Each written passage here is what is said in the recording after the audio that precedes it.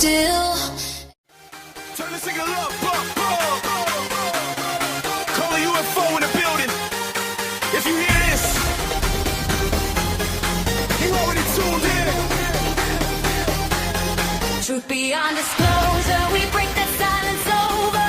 Hands up higher, shoulder to shoulder. They can't hide us, take over. Truth beyond disclosure, lights in the sky get closer.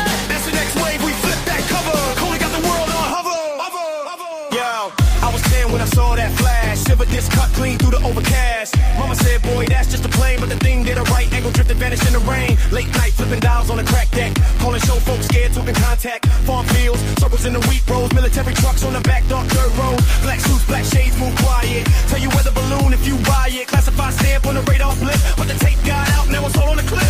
Files in the basement, and cracked the lines. Whole page black, but the truth still shines. If it's nothing, why they guard that folder? To everybody is sitting over their shoulder. Hush, hush, but the ground keeps shaking. Night sky lit, and your phone keeps waking. They say stand down, but the crowd's way bolder. Turn that dial, feel the signal get colder. And truth beyond disclosure, we break the silence over.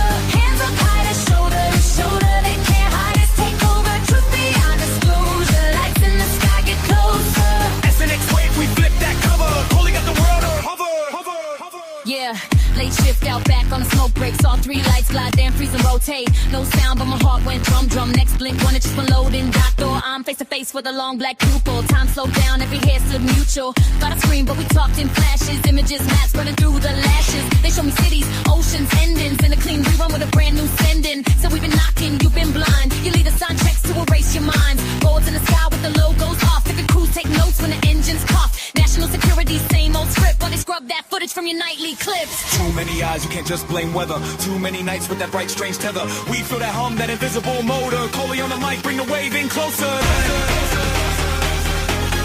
Coley on the mic, bring the wave in closer. Truth beyond disclosure, we break that silence over. Hands up high to shoulder to shoulder. They can't hide us, take over. Truth beyond disclosure, lights in the sky get closer. SNX wave, we flip that cover. Coley got the world on hover. Who's got questions? We got questions. Who wants answers? New confessions. Who sees lights when the night gets colder? Crouch and lie.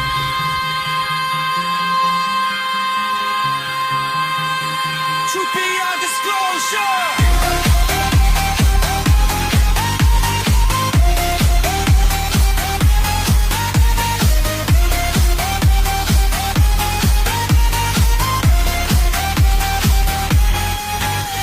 If you saw that glow, put your hand up high. If you lost 2 hours, never knew quite why. If your dash cam caught that impossible turn, now the world tuned in, let the whole thing burn. Now the world tuned in, let the whole thing burn. Truth beyond disclosure, we break the silence over. Hands up higher, shoulder to shoulder. They can't hide us, take over. Truth beyond disclosure, lights in the sky get closer. SNX wave, we flip that cover. Call it world on hover.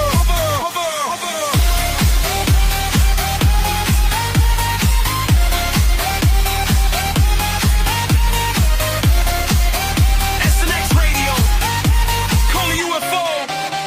If you can hear this, you're part of the show.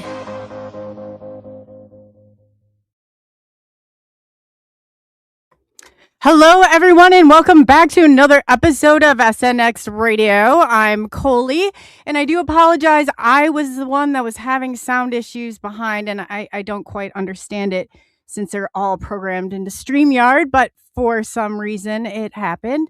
So before we get started, I definitely want to go through chat and say hello.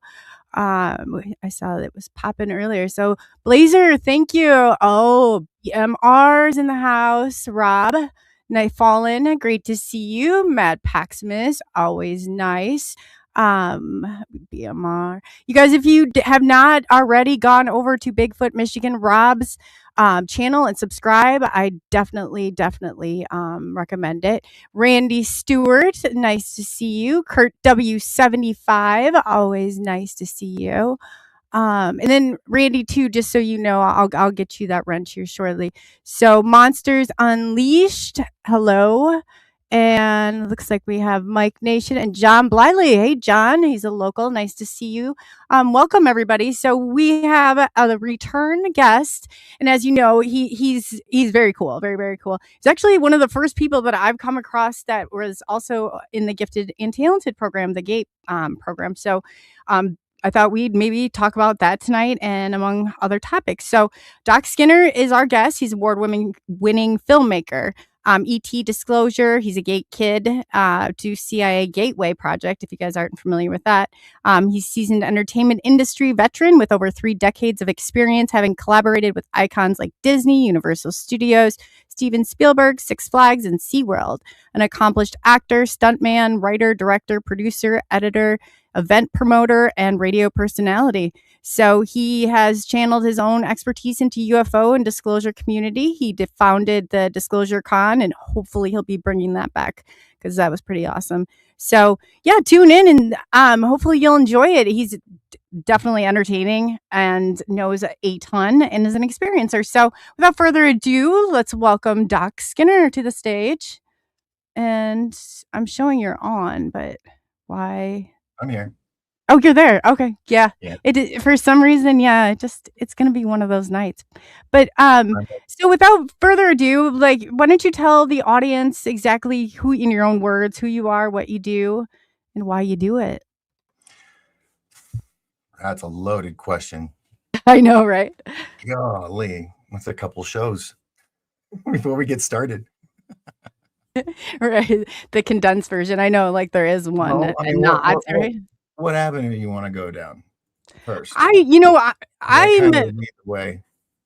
Yeah, well, you know where I definitely want to talk about that gate because you're the first person that I've come in contact with, but I also want to go into, I mean, you've done and been such an influential figure in all of this, like in the UFO disclosure and, you know, all of the stuff that you've done. So just want to go like kind of some of your experiences or what even pulled you into this crazy line of work, because I ask myself that from time to time, but I'm an experiencer too, so it's a hard pill to swallow. It's a lot. I'm definitely a lot to unload, I'm sure. So, but we're just having a conversation. So you go and you were once in my like seat, so I know what it's like being in the hot seat too. After our last conversation, I talked to a friend of mine, Michael Rosenberg, with Dark Hour Paranormal, and he's done a documentary on the Montauk kids. And, you know, our conversation kind of stirred up those thoughts. And so, you know, I called him and it's like, hey, man, you know, I don't want to make a big deal out of it or anything, but with your contacts, could you find out if anything has to do with Dover Air Force Base in the early 70s or mid 70s? And Mather Air Force Base, both bases shut down now, by the way. Oh, wow. And he said they were getting on it. They were going to try to do some research because Dover, he had heard Dover Air Force Base mentioned. But my father was a fighter pilot, and then he did C-130s. He was the last C-130 out of Vietnam, as I recall. That got him a promotion to fly Air Force 2, which put us at Dover Air Force Base, where I was born. There for about 3 years. And then in 76, we moved to Sacramento, California.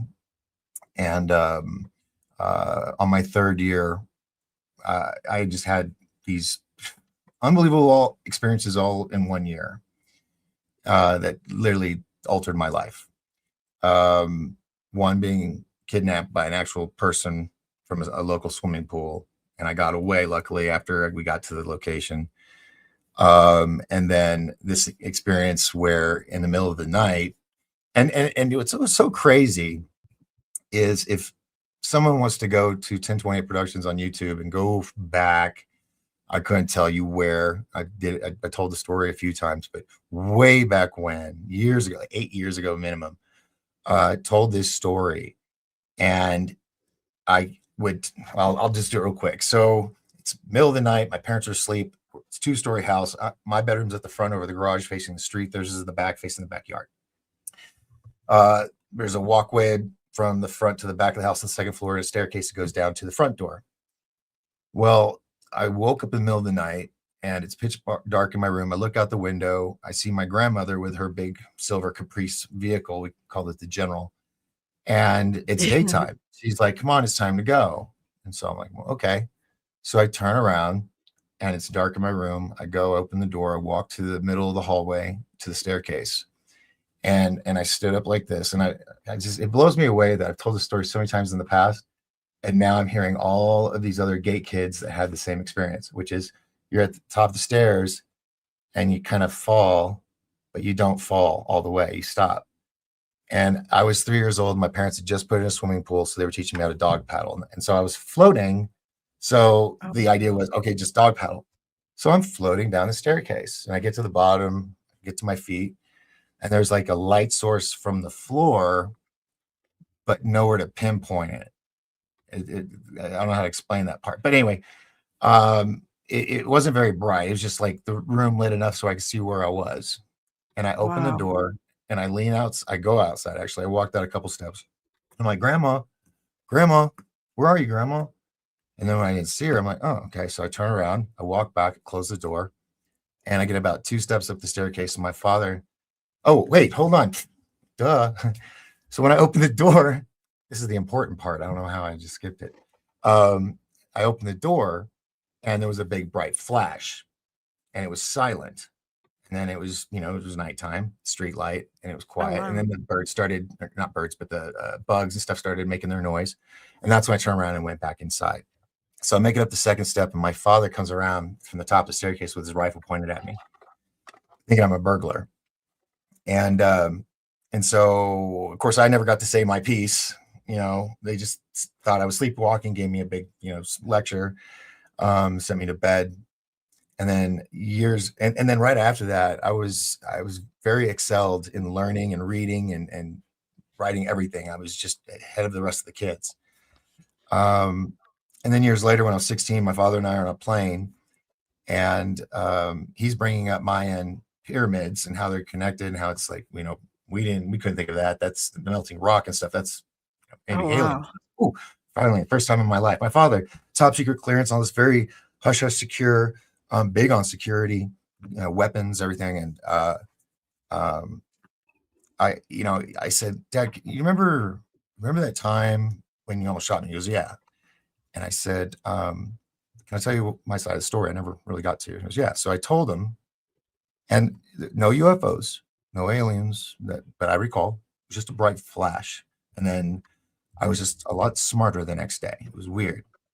So that is interesting. When I'm mentioning this to him, and this is after I got out of military school and all this stuff, and he goes, what's always bothered me, son, is that you were 3 feet tall, and I had 5 to 6 locks, padlocks, chains, everything on that door. There's no way you could have reached them. It's bothered me ever since, and that was like a confirmation to me. My father always, that's nightly ritual. He would do that, is check all the doors, all the windows. But after that, we moved to when we got to what was it? No, we got here in Texas, 1979. I'm not here in Texas, but there in Texas. And I started kindergarten in 1980 and went on from there. And that's when I started having this special outings, being pulled from class. The biggest thing I always remember was that pink stuff. To me, it tastes like bubble gum. I don't know why, but I just remember I don't really remember much too soon after that. I remember first it started off with everybody would go, they do a scoliosis test. Okay. So you're talking about in school when they take you and that just like triggered something with the pink bubble gum. What? That's the fluid that they give you every time you would go to a session at the beginning. And what it would basically do is we would wipe our memory. We remember being in that class, remember that we were a part of it. But we rarely remember what we did. Yeah. So, no, but I was only 4 though. That's why I thought when I was recruited by Montessori. They start you at 3. But I think something happened to me between 3 and 6. And I don't, it's all a blur between then. but I think because it was the early years of it, the first filtration or siphoning of us was everybody went to go get that hearing test, and everybody went to bend over, and they get a scoliosis test. We all Yeah. took the pill, the fluoride, and then we would drink the pink juice. I'm sorry. Well, the juice didn't come until they picked this out. I think through the hearing test, if we were able to hear frequencies the other kids didn't hit, that was like a flag. All Oh right. God. Yeah. And so, and I can't verify. I didn't even think about it like that. No, but you're Yeah. probably right. You're probably right. There's a reason why they do it. Yeah. And I mean, because they're not everybody's going to know, the teachers, everybody, if a kid's got special abilities, they might keep it secret.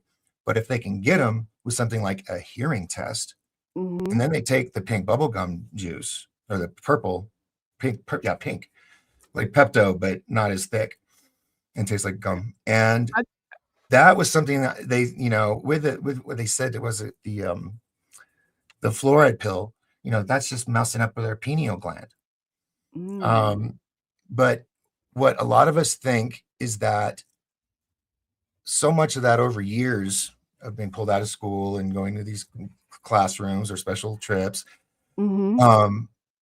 I think it's worn off. And that's why there's been this big, what's not revolution, uprising of people going, dude, I remember that. Just like when Whitley Strieber wrote his book, Communion, very few people would describe an alien that they've seen because they were afraid of what they thought. But when they saw that Communion alien on the cover of Whitley Strieber's book, right, and on the movie poster, it triggered everybody. Yeah. And when the mentions of the pink drink, the psychic cards. Yeah, I remember the blocks and the cards.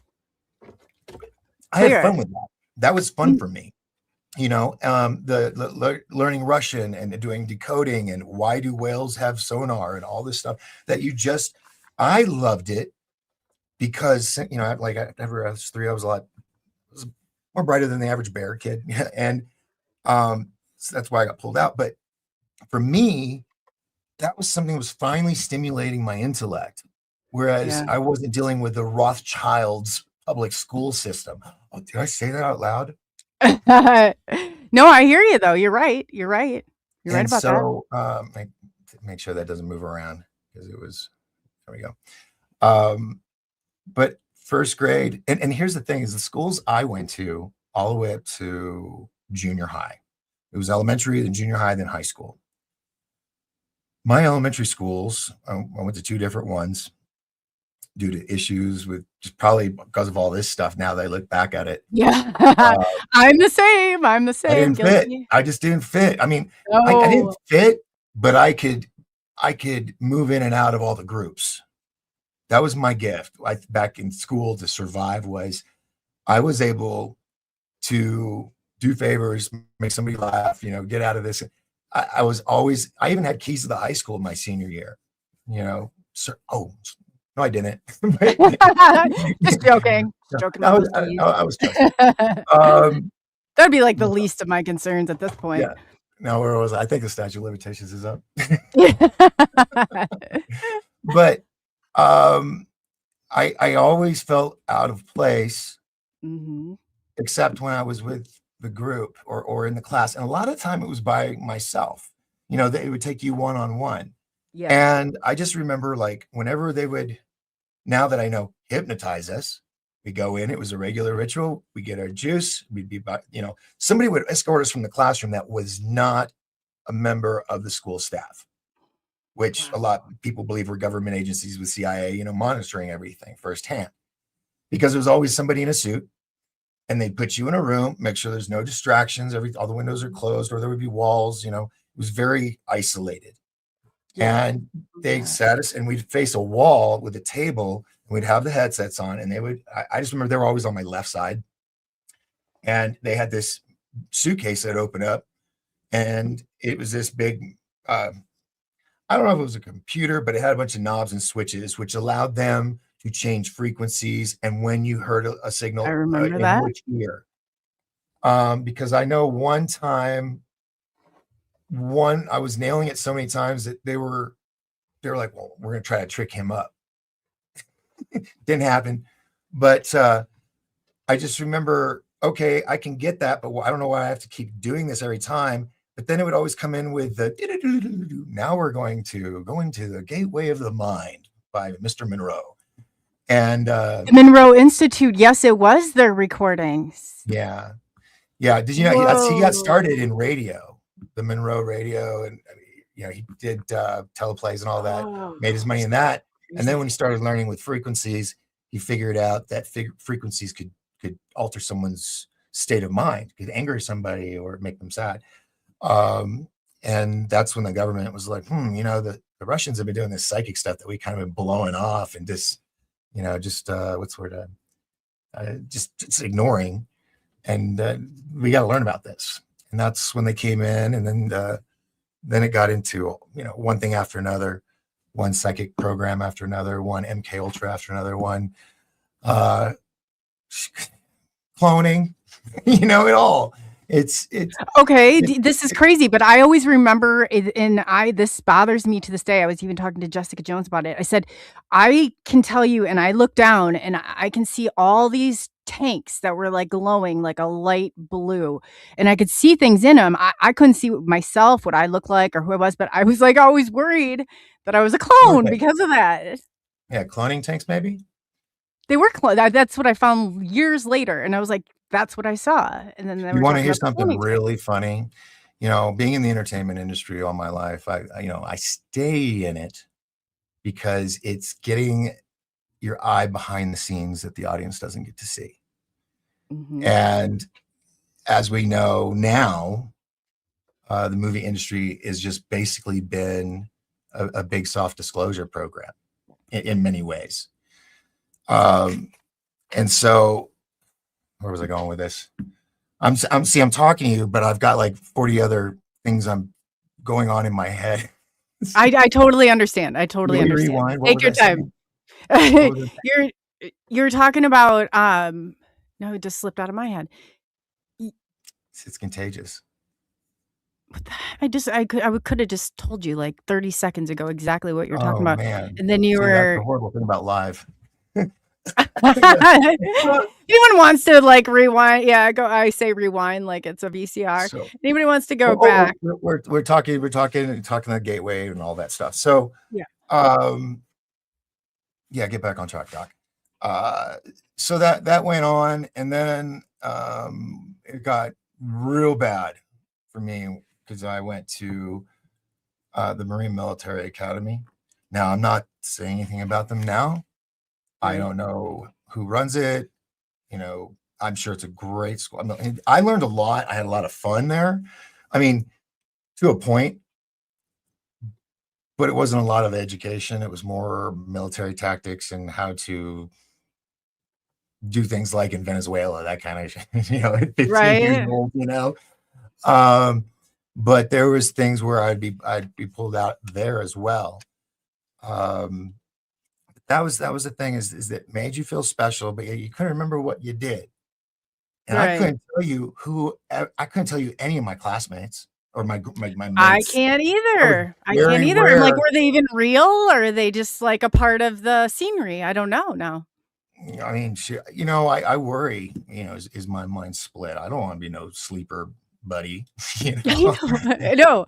Like a Manchurian candidate or something like that. But here's the sad thing is that when we watch those kind of movies, we relate.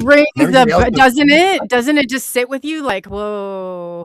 When I was married, back a long time ago, I was watching A Beautiful Mind by myself. Oh, yeah. My wife was busy doing something else, and I said, you got to see this movie.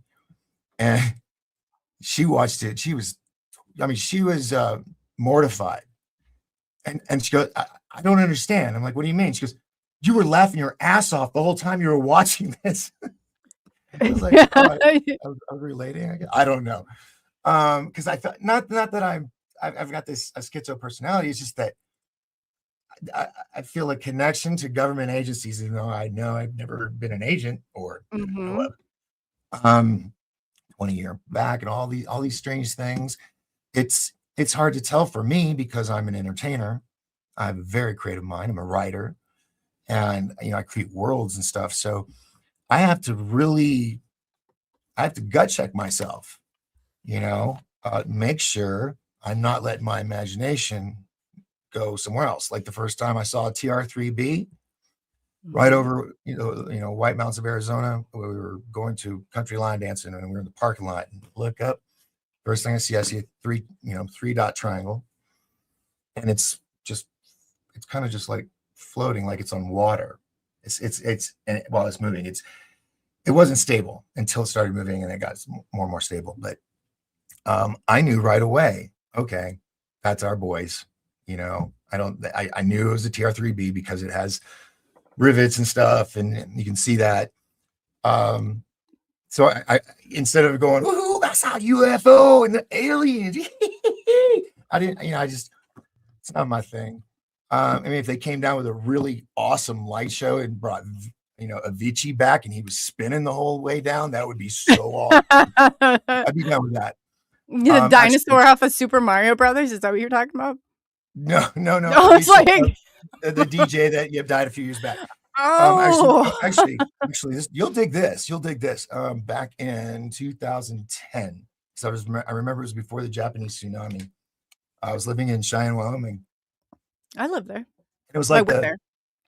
Yeah, it was like the 25th or 30th anniversary or something like that of Close Encounters, and I came up with this idea to do an anniversary special with HBO, and we were going to get Franz Harare, who's this amazing musician from France that Pink Floyd and other people go to take notes, because he used like the whole city of Houston, all the buildings as his projection screens and places for lasers and fireworks. I mean, guy was a genius. Wow. So we were going to work with him, and we were going to do this big event. It was going to be a whole weekend event at the base of Devil's Tower. And it was going to have a huge stage. We were going to have DJs playing and all this stuff, but we weren't going to tell the audience. The staff would know that. And this is before drones, by the way. We were just going to get like remote control helicopters and planes and put blinking lights on them. Have them buzz the crowd. That's awesome. And then my girlfriend at the time worked at Cheyenne Air Base and with the general. So she was going to get us a helo or two. I wanted 3, and have, lights on the bottom connected to time code with the music, and have them come around Devil's Tower like the UFOs and and then I was going to also guarantee a meteor shower that night. People were like, "Why are you going to do that, Doc?" And I was like, "That's why Disney wanted me." So the idea was to have 3 of them. One would land on the main stage. The other 2 would hover. After this, the area would black out and stuff, and the crowd's going nuts. And then off of the mothership comes George Clinton, the Parliament, P-Funk. We got the funk. Then they take off, and as the helos are going way, way up, no camera, no, don't follow my arm. I forgot about your camera. Oh my God, that's hilarious. It goes up, and then all 3 helos, they like black out, and then out of each of them, we dump a box of 1,000 each helicopter mini white glow sticks with clear plastic parachutes. So they come tripling down, they land. When it lands in their hand, plastic parachute, like back in my day, when they had plastic parachute guys, you throw them up in the air. Yeah, that's my day too. Yeah. it would be an invitation to the next event. And just like Spielberg, busting his butt, having to work with multiple tribes just to shoot those really awesome scenes of Close Encounters. I too had to do that, and there was like 12 tribes and groups that we had to get approved, and we almost got approved because we were going to incorporate how the Native Americans helped America grow and be in the military and all this stuff. And we had this awesome laser light show, and base jumpers off the top and everything, and it all got stopped because that base area we wanted, the only area you could set up a stage, that scenic shot, because everything else is trees all the way around, is a prairie dog reserve. Oh, wow. So 2.5 years of work. But that's how much I've always been connected to UFOs, X-Files, anything sci-fi. And I always felt that's what made me weird. Now, Yeah. years later, we know what we know. It all makes sense, but it was so confusing. Like finding out that, I'm just a little bit, I'm like barely on the spectrum. Kind of like Elon, my mind's always. No, I joke about this too with myself. Yeah. And that's how we are, because I Yeah. think what they did, they wanted to activate soldiers. That's why they divided us into two groups. The ones that did whatever they were told, and the ones of us that were like, really? I don't think so. Yeah, not doing But it. we had abilities too.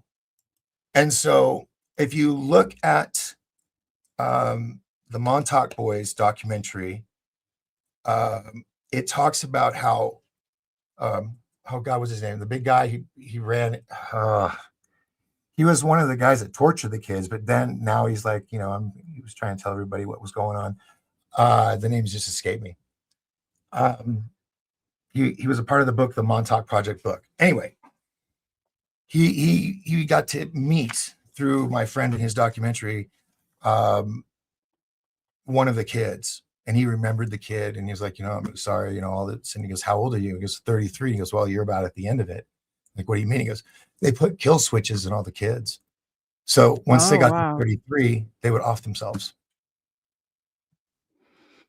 Wow. It's because they know what we have as potential, and they don't like that.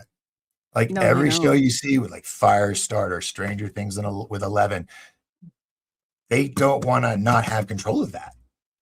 Oh, absolutely not. And, yeah. And a lot of us, are with everything they put in the water. And by the way, they're taking the fluoride out of our water. You know how long that that's being taken out? Yeah. Oh, and every child that's born, Dell Computers put up like 6 or 60 billion, some enormous number. I know it's billions. For every child that's born legally here, that they immediately get a $1,000 IRA or stocks or something like that will grow as they grow. So by the time they're 18, they'll have almost $200,000, either pay school or go travel the world or whatever, and not have that stress on the family. So it'll show the kids, how to invest and stuff too. But I thought that the world is changing. People are starting to come out with Tartaria and everything, and I just, the pink juice is wearing off, and we're all starting to realize things. We're remembering things. Some people that stay in the same towns or in the same programs, they happen to remember each other. I myself, like I said, I was pulled off alone a lot.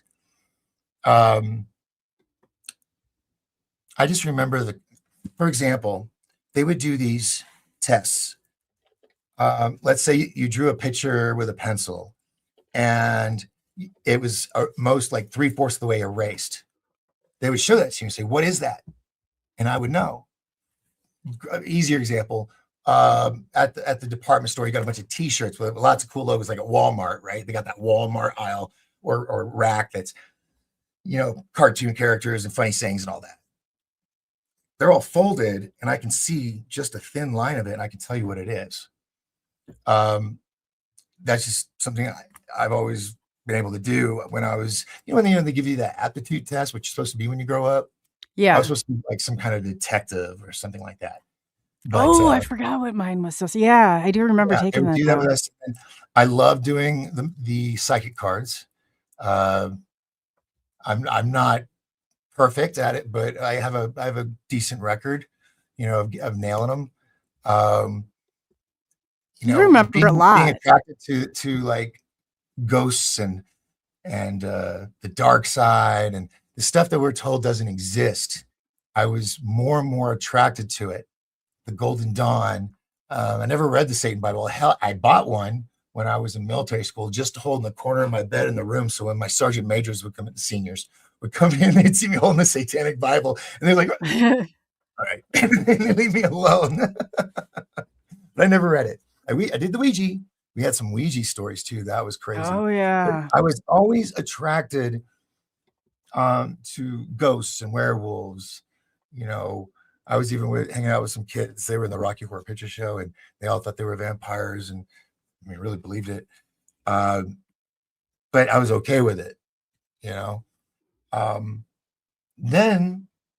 Then went on in, what was it? in the 90s. Yeah, because I was still in high school. I graduated in 92. So before 92, they started putting up cell phone towers. Mm-hmm. And there was a show that was like what we do here, but it was called the Prophecy Club. And it was a church VHS tape library of tapes of seminars you could get. And it was people like who we interview. And they had no other outlet without ridicule except at the Prophecy Club. So everybody would go there, right? And you could unless you were able to watch it on some cable network, you had to purchase the VHS tapes.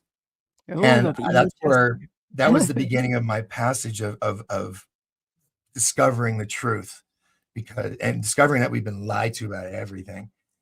And what my very first Fox Mulder investigation was cell phone towers and frequencies interfering with the human brain frequencies, because they're around the same. And we know that now with 5G.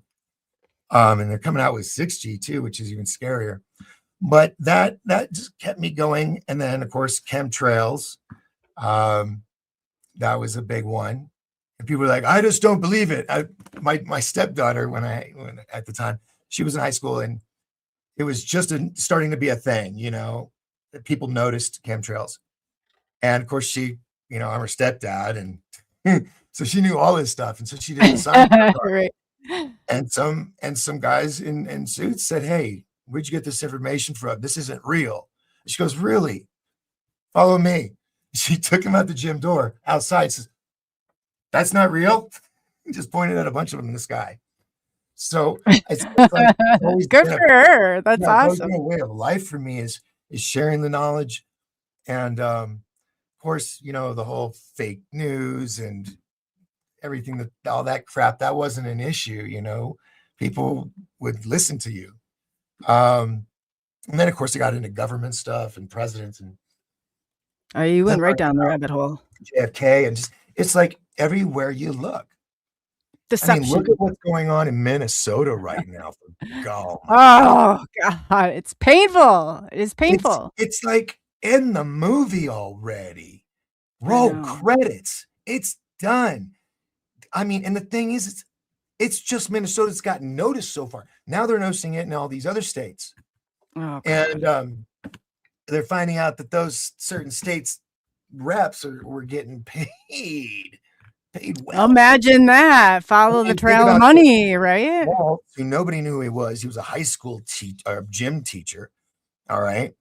He comes out of nowhere and raises $30 or $35 million for Kamala in 24 hours. Oh, wow. And that's how he got hooked, with her. And now we can see what's going on with Minnesota. It's like, I wonder where that 30 million came from. Oh, yeah.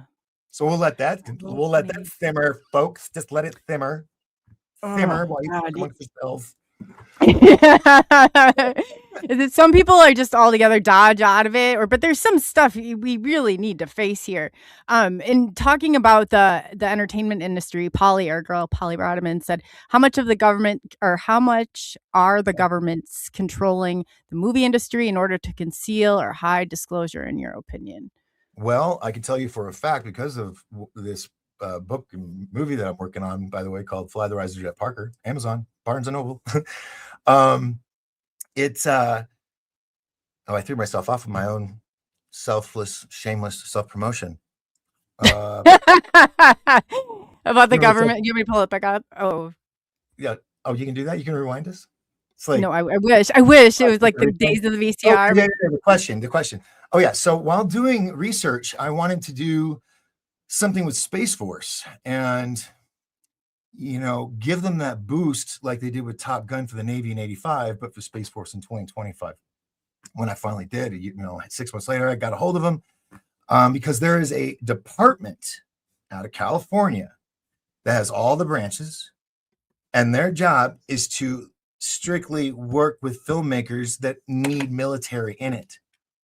And if the script goes along their guidelines, they'll let you have whatever you want, if it makes them look good. So yes, they've been involved for a very long time, since the early war movies, black and white. This department existed, and their sole job is to control the narrative of how our military is perceived. Oh yeah. So I did that answer it, or did I just go off the sides on that? No, yeah, you answered it. I think you listened to Disney and all the stuff that they were actually there making military videos prior to it, and how it's all written like the CIA FOIA request. You can see how they do put it in movies. It is definitely influence. I'm 1000% agree with that. There's a movie called Hail Caesar with George Clooney, which takes place back in the 50s, 60s of Hollywood. And if you watch it, it will explain everything, how there are people that control, like, for example, every year, the studio, I won't name a studio, but I'll just say a big studio, they have all their investors come and fly out to the studio, and they go over all these movies and they pitch them, and they decide what movies will go out that year. Now, whoever their bosses are, they're going to tell them this year it's going to be UFOs all year. Like at one time it was cowboys and Indians, and then it was space stuff, and then it was hippy dippy stuff, and then Grizzly Adams, and anyway, it comes in waves, because the people that choose which films come out when, they have a narrative that they want to be seen. And by doing that, they do it through TV and film and books and articles and magazines, podcasts, whatever. It's a control, and we're all controlled whether we like it or not, in one fashion or another, unless we are, ungodly rich like Elon, and nobody knows who we are, and we're good. We're living on, I don't want to say an island, because everybody associates islands with bad people now, but right. I always wanted my own island. Now it just looks bad. I know. Yeah, right? no, now I have to buy a mountain. But it's a big control thing, and all these movies we've seen were done on purpose to slowly, over not just time but over generations, to where most people were like, oh, aliens, ET, cute and cuddly. Others are like, oh, they're coming to get us. That's what they want. They want it both sides, but so that we know it's real. We may have our perception that it's a good thing or a bad thing, but they want to slowly get us to believe, yeah, it's real. Yeah. Because they've got us. They've ever since the reset and mud flood and the church changing, from 638 to 1000, so the Pope that year could be the Pope of the century, and it's screwing up our calendar and just everything. It's all a big manipulation, and I'm ready to do what is in the Celestine Prophecies, the book, the Celestine Prophecy, or the movie as well. They talk about how tribes, like in South America, that disappeared. The Aztecs, they just vanished, right? It's because they reached a level of intelligence that they were using, kind of like in the movie Lucy, if that's a better reference. Oh yeah, Lucy, okay. Where she opens her brain by getting, anyway, like a medication or something she took, right? Well, she was being used to smuggle drugs, and it was this special stuff that is just, you just need a drop of it. She had a whole bag, like a kilo of it, and sewed into her stomach, and it leaked. And then she had all these abilities, and her brain went from like 12% usage to 100%, to where she transcended, where she can manipulate, do the whole Neo from the Matrix thing. Yeah. And, I'm sure in a dimension or a level of understanding, someone could probably do that. We have monks, and, monks are the first thing I go to when I think of it. They have the big long horns, they meditate and hum. These guys can lift boulders up and over, up and put on top of cliff just by sound, with psionics, as we call it now, which I recently, in the past couple of years, have just been fascinated with. And that leads back to our history with cathedrals. Cathedrals were not churches. They don't have bathrooms inside. They don't have kitchens inside. They were used as harmonic resonant machines that would heal the body.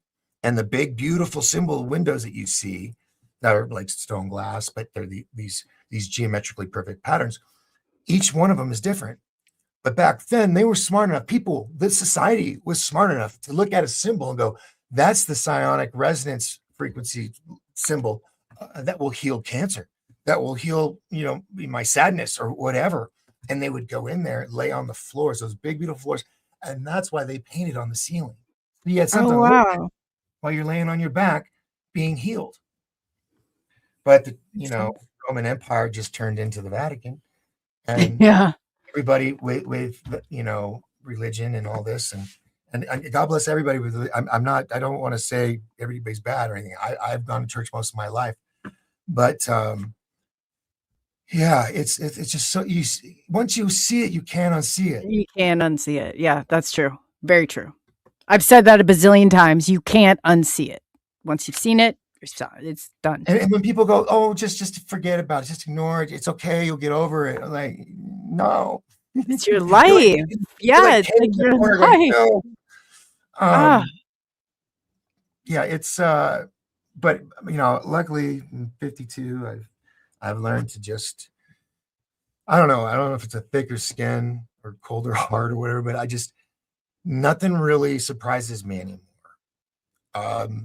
No, because a lot of it's what me and you and others have been telling people for years about, and now it's coming to fruition. And everybody's like, "Oh, look what I just learned! This is new." I know. It's like painful. I look at these youngins, and I was like, "You're so cute." It's so painful at times. It really is. But all right, so there was a partial history of the world. Back to the Gateway Kids and CIA. Very bad, very, very bad. Some horrible things happened to some kids. The Montauk, the Gateway Kids didn't have it.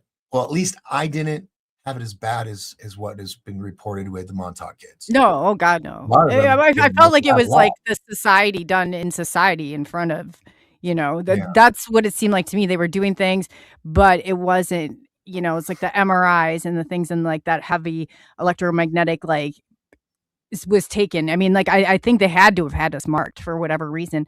And I just don't understand. Do you think, what was the purpose in all of that? To identify, to control? I mean, I still have a hard time wrapping my mind around what happened and how I got even drug into any of it.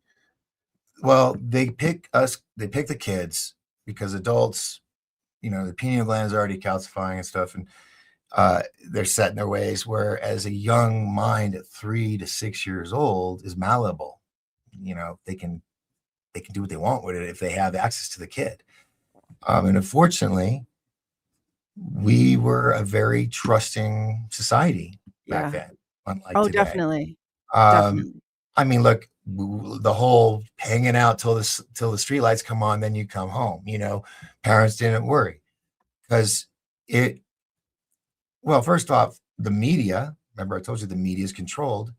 Yeah. They don't want a narrative that shows the darkness that goes on around. They want everybody to be like Truman and think everything's hunky dory. But when the invention of the VCR came out, not only did it destroy families and dinner meals and all that, because kids could watch cartoons, Saturday morning cartoons, anytime, any day. Mom could watch her soap operas, dad could watch the games, and we kind of went to our own rooms and messed things up. But it also brought information, knowledge to the public that normally wouldn't be able to, because we were controlled to have 3 major networks, a few local radio stations. That was it. Right. And now it's gotten so out of control that anybody can put information out there and at least be heard for a few days before, the feds take it down. But at least it's out there. Laugh, but true. Yeah. It and they can keep it. And then I download so much stuff because what if it gets taken down? I want to have copies of it, especially like when things were going on with the riots and everything. I had to record it all, just in case, because they're going to manipulate stuff. Oh yeah, which they did. But the Gateway Kids the whole purpose, in my opinion, okay. I mean, you can probably read the Freedom of Information Act stuff and get better detailed description, but to me, it was a filtration system. They wanted to know who would go along and who wouldn't. Once they found out the kids that had certain abilities, or showed signs of certain abilities. So they obviously knew that we were coming here like before, or they just know a certain, I mean, that to me seems odd all in itself. Well, it's easier, and I learned this in military school. If you've ever read Lord of the Flies or seen the movie, kids are easy to mold. If you know how to do that dark psychological stuff that the military can do, you can weaponize children, and that's what they have done to many. Now the ones like me that didn't want to, well, it's not that I didn't want to, I just, something didn't feel on the up and up with things, I guess, and you could say. And so I won't say I was a burden, but I was like going against the grain. They didn't like that. Oh yeah. My whole entire life was like that. Yeah. And so I always had it's just like things would always go wrong. And so I moved out of home and went on my merry own way, went to Florida, worked at Universal Studios and Disney and all this stuff. And life was good. But then all of a sudden, everything stopped. All the good luck, didn't have to go to auditions, got the gig, all that. I didn't have it just overnight disappeared from me. And that was after I got out of school. And I think it's like, okay, I didn't play along. So we're going to make your life miserable by hypnotizing you at a younger age to self-sabotage, which I did for a couple decades until I realized what I was doing. Right. And then once I corrected that behavior, that's when things started working out for me. And I started doing some really cool, fun stuff in my life. But I would, like, if I had an audition with Disney, I would sleep in, if I had a thing for a movie with my agent, they would like, I would like, I'm late. It was like this laxy daisy when the time mattered. Right. But before and after, I'm like, I got to get this part. But when it came time, I'm like, and now I know why. And I'm grateful that, I survived the 33 mark. That's scary. But when I heard about that one, I was just like, because that's a big number for a lot of people. But I think for us kids, that was just something that flashed in the back of our minds. But the one thing I just loved was stuff that I thought everybody could do, and it wasn't until the Gateway program when I did the things, the assignments, the tests, the skills things. I mean, all of that, no normal school would touch. I mean, they're not going to teach a third grader, Russian code breaking. I mean, unless there was a purpose. You find the ones that love it, that will do what they're told, and they could be from a military family like I was, but I was rebellious. And then they go on and they have great freaking careers, live long lives, have money in the bank, but have no idea that they're, like you said, a Manchurian candidate. Right. I know. That's so true too. Like you get the call and you're like, that's scary. That is scary. Do you know of anybody? I mean, are you familiar with other kids that have been through this, like in this whole program? Well, you're the first person I've ever come across. That's why here's the funny thing. When this all started coming to light a year or two ago, when I guess the bubblegum juice was wearing off our brains, we all started waking up to this. I got on Facebook and I posted something about it and, how I was a Gateway kid, and shoot you not, all of my friends who are we're all especially quirky, because we're entertainers. Yeah, right. It's like that all of them were in the Gateway program. It's like the ones that got rejected, we all went into drama department, you know, Right. and got into acting Yeah. entertainment. We're Because getting it maybe out we're one just way or personalities, another. who knows? Yeah. Right. We are getting it out one way or another. It is what it is. It's a good thing that this outlet is here for many. That's true. And I would love to do a story on it, but I would want to meet more people. Okay. Do you know who Apollo Asteria is? I don't think I do. Apollo Asteria. Oh, well, anyway, another ufologist, brilliant, really, really smart, beautiful. She's been a friend of mine for years, and she's like, oh my God, yeah, I'm a gateway kid too. And it's funny because everybody that came to me about it, it was like a surprise, but a surprise with relief. Like, oh yeah, oh my God, like meeting an old long lost friend after decades. You're like, Yeah. because it just clicked, you know. Right. Last time something like that happened when I was doing a Pizzagate story back when, like, even before it hit the news, and I saw the FBI files with the squiggly triangle and everything, and that flash just took me into a flashback of growing up and seeing that symbol all around me growing up, especially when I worked for Disney. And you know, I thought it was just an 80s squiggly thing, you know, but you find out what that was. And like Corey Feldman says, you know, I was surrounded by them, but luckily I had a guardian angel that kept me safe through most of it. I mean, I'm not saying I got through unscathed, but that's why I call them the Happy Mafia. I mean, Disney. Yeah, you know what? It does that, but part of that, like, is, you know, my childhood. I'm like, we went to Disneyland every year, but then now it's almost like, oh gosh, do I even talk about it? Like, it was, you know, it's sad that there's that loomer, but it's realistic what's going on. That's definitely. Yeah. I mean, imagine you have the ability and the carte blanche to go into a school and find your 11s and then do what you got to do with them. You know, you not necessarily take you away, but groom you through the years, earn your trust. So when you're 18, you're recruited and you're ready to go because you're already pre-programmed at a young age to where ending someone feels natural. Like, okay, yeah, kind of like in Born Identity, where he has to go in and he's told, pick up that gun and shoot that guy with a hood over his head. He goes, well, who is he? He goes, doesn't matter. He goes, okay, boom. A normal human being is going to go, wait a minute.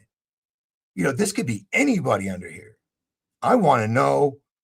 I mean, if it's like Fidel Castro or some horrible, you know, person in history, Hitler, or whatever, yeah, okay, we'll think about it.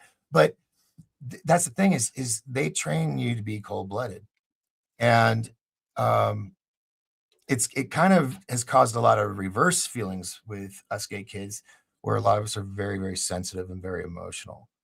Empaths, you know, we feel everybody. I had to spend most of my years being a DJ because I love music, but I couldn't be in a room with a bunch of people. But if I was behind the DJ wall, I was good. If I had to go walk through that crowd to go to the bathroom or to the bar to get a drink, whatever, you know, because I would just feel everybody. Oh, wow. Out-of-body experiences is also another big thing that they train us right out the gate. That's kind of how they get us hooked.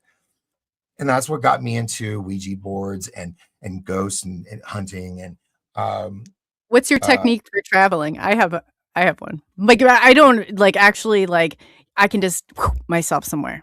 If I remember what somebody sounds like and what they look like, I can literally, and I'll appear as like almost like an orb. It's really weird. All I can say is from when I was a kid, when I was like doing a lot of research into it, when I was doing a lot of practice, I was doing the candle, the mirror and everything. I mean, anything it's like I needed to connect to the other side. I needed to connect to the supernatural somehow, because I wasn't, I guess, doing it with the gay kids because I wasn't with them anymore. So I got into all that. And well, Did we lose No, you? I'm still here. I'm just reaching down to get a cord. You're fine. Just Okay. But yeah. Someone says, Does that "Yeah, check distract you? good now." I haven't even been it. I'm sorry, folks. I've been doing an interview. I'm not looking at the comments. My bad. No, you're fine. I just literally, I don't know what happened to my computer cord, but I'm just grabbing it really quick. I just didn't want to make a ruckus in front of you. So, but by all means, continue. I'm not sure what's going on in chat. Like they're telling me, I don't know if there was like a bot or something that happened, but yeah, everything's okay. A bot? That's what somebody thought maybe. But I'm yeah, a bot? No, not you. Not you. No. Like, Why am I I froze? don't know. There was No. I guess there was some stuff going on in chat. I Look at missed me. it. I'm so perplexed. I'm a bot and they freeze it right there. Now you're froze. Yeah. Well, it isn't it that's better than some of the faces I've seen that I made frozen, earlier. though. Yes. So, but anyway, here, let me reset this real quick. How long is this of course one goes It's and the always, other goes. it's always a check mark or something. Over there, and then go back. And there we go. And he's back. Yeah, so I'm just gonna real quickly grab that cord. So just keep going. You're good. All right.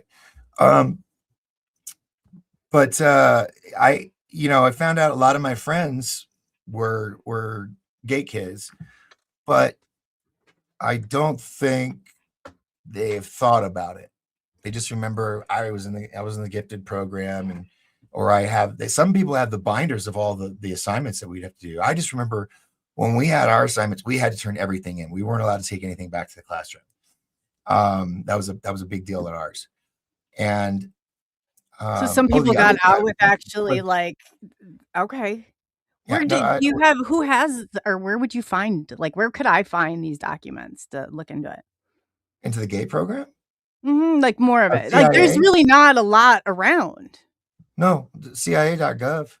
Is that where you're finding it? Wherever they have like the freedom of information, if you look it up, you can pull up the documents on the CIA program. Yeah.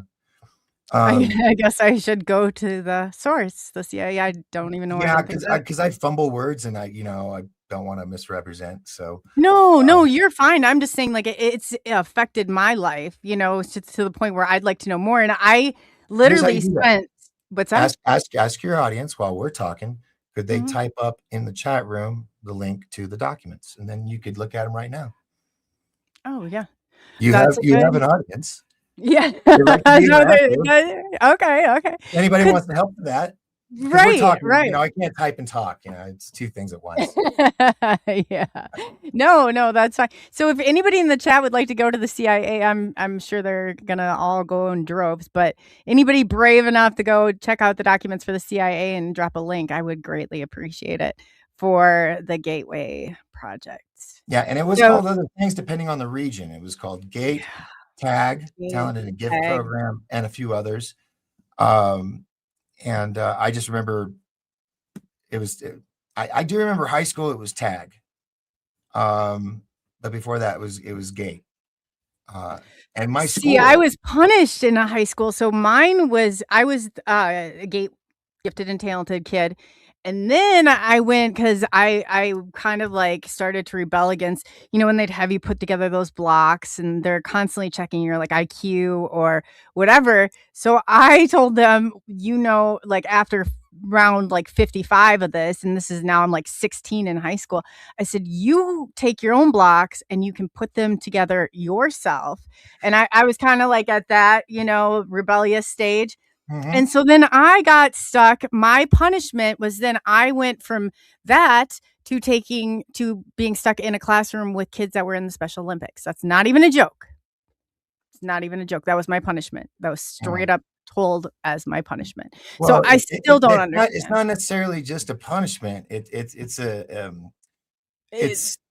way to shame you. Like, oh, this is what you're worth. Nothing against any of those people, but they're saying you're incapable of what we need. And because I got threatened with that too. I got threatened to be put in a special eds group. Like, we're going to send you from GATE to special ed. That's exactly what happened. And then they told my parents. I remember them talking to my parents. I thought, you can't go along with this. But they did. They did. Mhm. Back then, that was a punishment. Well, if you're going to act like that and you're going to do this and embarrass us, then you're going to be embarrassed yourself, is Yeah. basically what I took away from it. And mine was military school for a year. And Oh. then my whole plan of going through the military and being a pilot went right out the window. I was like, I'm going to join the entertainment business. Oh. So, Yeah, well, there you go. There you good go. point. I'm gonna end that. Thank you, Woo. Woo D. We got it. See, Definitely that's got why I it. love fans, because they're not just, a lot of them are like, they want to get involved in the show, which is, I love the chat room thing. And that was a great invention. But yeah, when you're doing sleuthing on a show, Yeah. best resource, because they have the free time at their hands to sit there and just find stuff for us, or we're discussing it. But yes, thank you very much. Was it Woo Rider? Was that who it was? Yeah, Woo Rider, and there was another one too. Ed Odell, thank you. Yeah, Yeah. the Stargate program, it's not just a TV show. I mean, it's a good TV show. But yeah, that was the Monroe Institute and all them, they were dealing with psychic abilities. And that kind of, the dark side of that is what led to the Montauk, which decades later led to Stranger Things. Which I don't know if you're a fan of Stranger Things, but damn you Duffer Brothers, ending it like that. I'm a huge fan. Huge fan. Secret episode 9 to come out, and they're like, no, that was it. Oh no! What do you mean? They're not coming out with it? They're done? No, the new season. Well, on the 12th, they're doing a document. Now, even the documentary people are going all over the world. I mean, just crazy with conspiracies, which is fun. I mean, it's called the continuity conspiracy or something like that. But now they're saying, because the new episode didn't show, was that, okay, what they're going to do is it's going to be, episode 9 is actually going to be the 2-hour documentary on season 5. And we're going to find out that it's like in Nightmare on Elm Street 4 or 5, where they're filming the movie with the actors and Rich or Robert Englund and everything. But then the real Freddy comes into the real world, and so Vecna and all that, because they do similarities through. They give these little homages to all these great movies. And I remember there was a website that showed like every movie and what scene they were giving nods to. The Duffer Brothers are geniuses. They created a world, and that's the thing, is people like us, we get attracted to that stuff because we resonate with it. Yeah. We don't have the instant thought of, oh, that's not real. We sit there and go, because we resonate. We remember something, or we remember hearing something from someone we know that was involved with the program or whatnot. And the X-Files is another good one. People, we resonate to it. It's like finding your tribe. Yeah. Oh yeah, definitely. Definitely. What do you think that the whole with the black goo and what I guess I really connected to was the electricity. I can manipulate like the electricity like that. So that was what's that? Are you one of those girls that goes out and points your finger? Not lightning. No. Sorry. Yeah, I saw that. I'm like, a couple different times. I'm like, is that real? Is that not real? Because when you do like go through stuff like that, no, it was like when I was a kid, every street light I was able to do it. Now since they've upgraded them, I don't do that. I can't do that anymore. But I do affect like if there's like if something like really gets to my core, like something involving my child, right? I have to go and remove myself, because anything that's carbonated or that it flies, like it's out of there. Wow. So it's that type of stuff, and it doesn't happen very often, but it's like it almost scares me, so I get out of the way. I'm like, what is that? But yeah, it happens. Or if I get like I'm starting to get riled up, the electricity around will start to be affected by it. That what you mentioned with the street lamps is something that a lot of us can associate with, or we have that similar thing. I remember kids, you sneaking out of the house, you walk into the neighborhood late at night and everything's kind of eerie, and you walk under, the lights go out. You're like, oh, and you run to the next one, and same thing happens, and it freaks you out. You run home and don't want to go out again. A lot of us have gone through that. My dad, I remember him driving around the block. He's like, it has to be the way that the car lights are hitting it. And I'd show him. And he's like, it can't. And I said, try it, go. Now let me out of the car and go around and, try. And it would freak them out. I was like, I don't know. I don't know. Yeah. It just happens. That's But when you what, notice that's like what drives us to want to know. right. You know? Right. Well, yeah, there's got to be I always attributed it to the MRIs, and I think the MRIs, and I've said this a bazillion times, I just have not found evidence on it.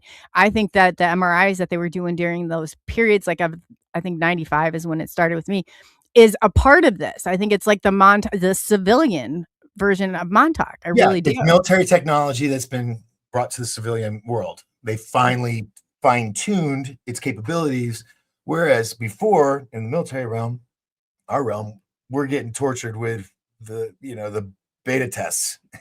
And a lot of that happens. I mean, they didn't do it just to torture kids or people. They had some, whether it was psychotically a reason or whatever, it was a reason.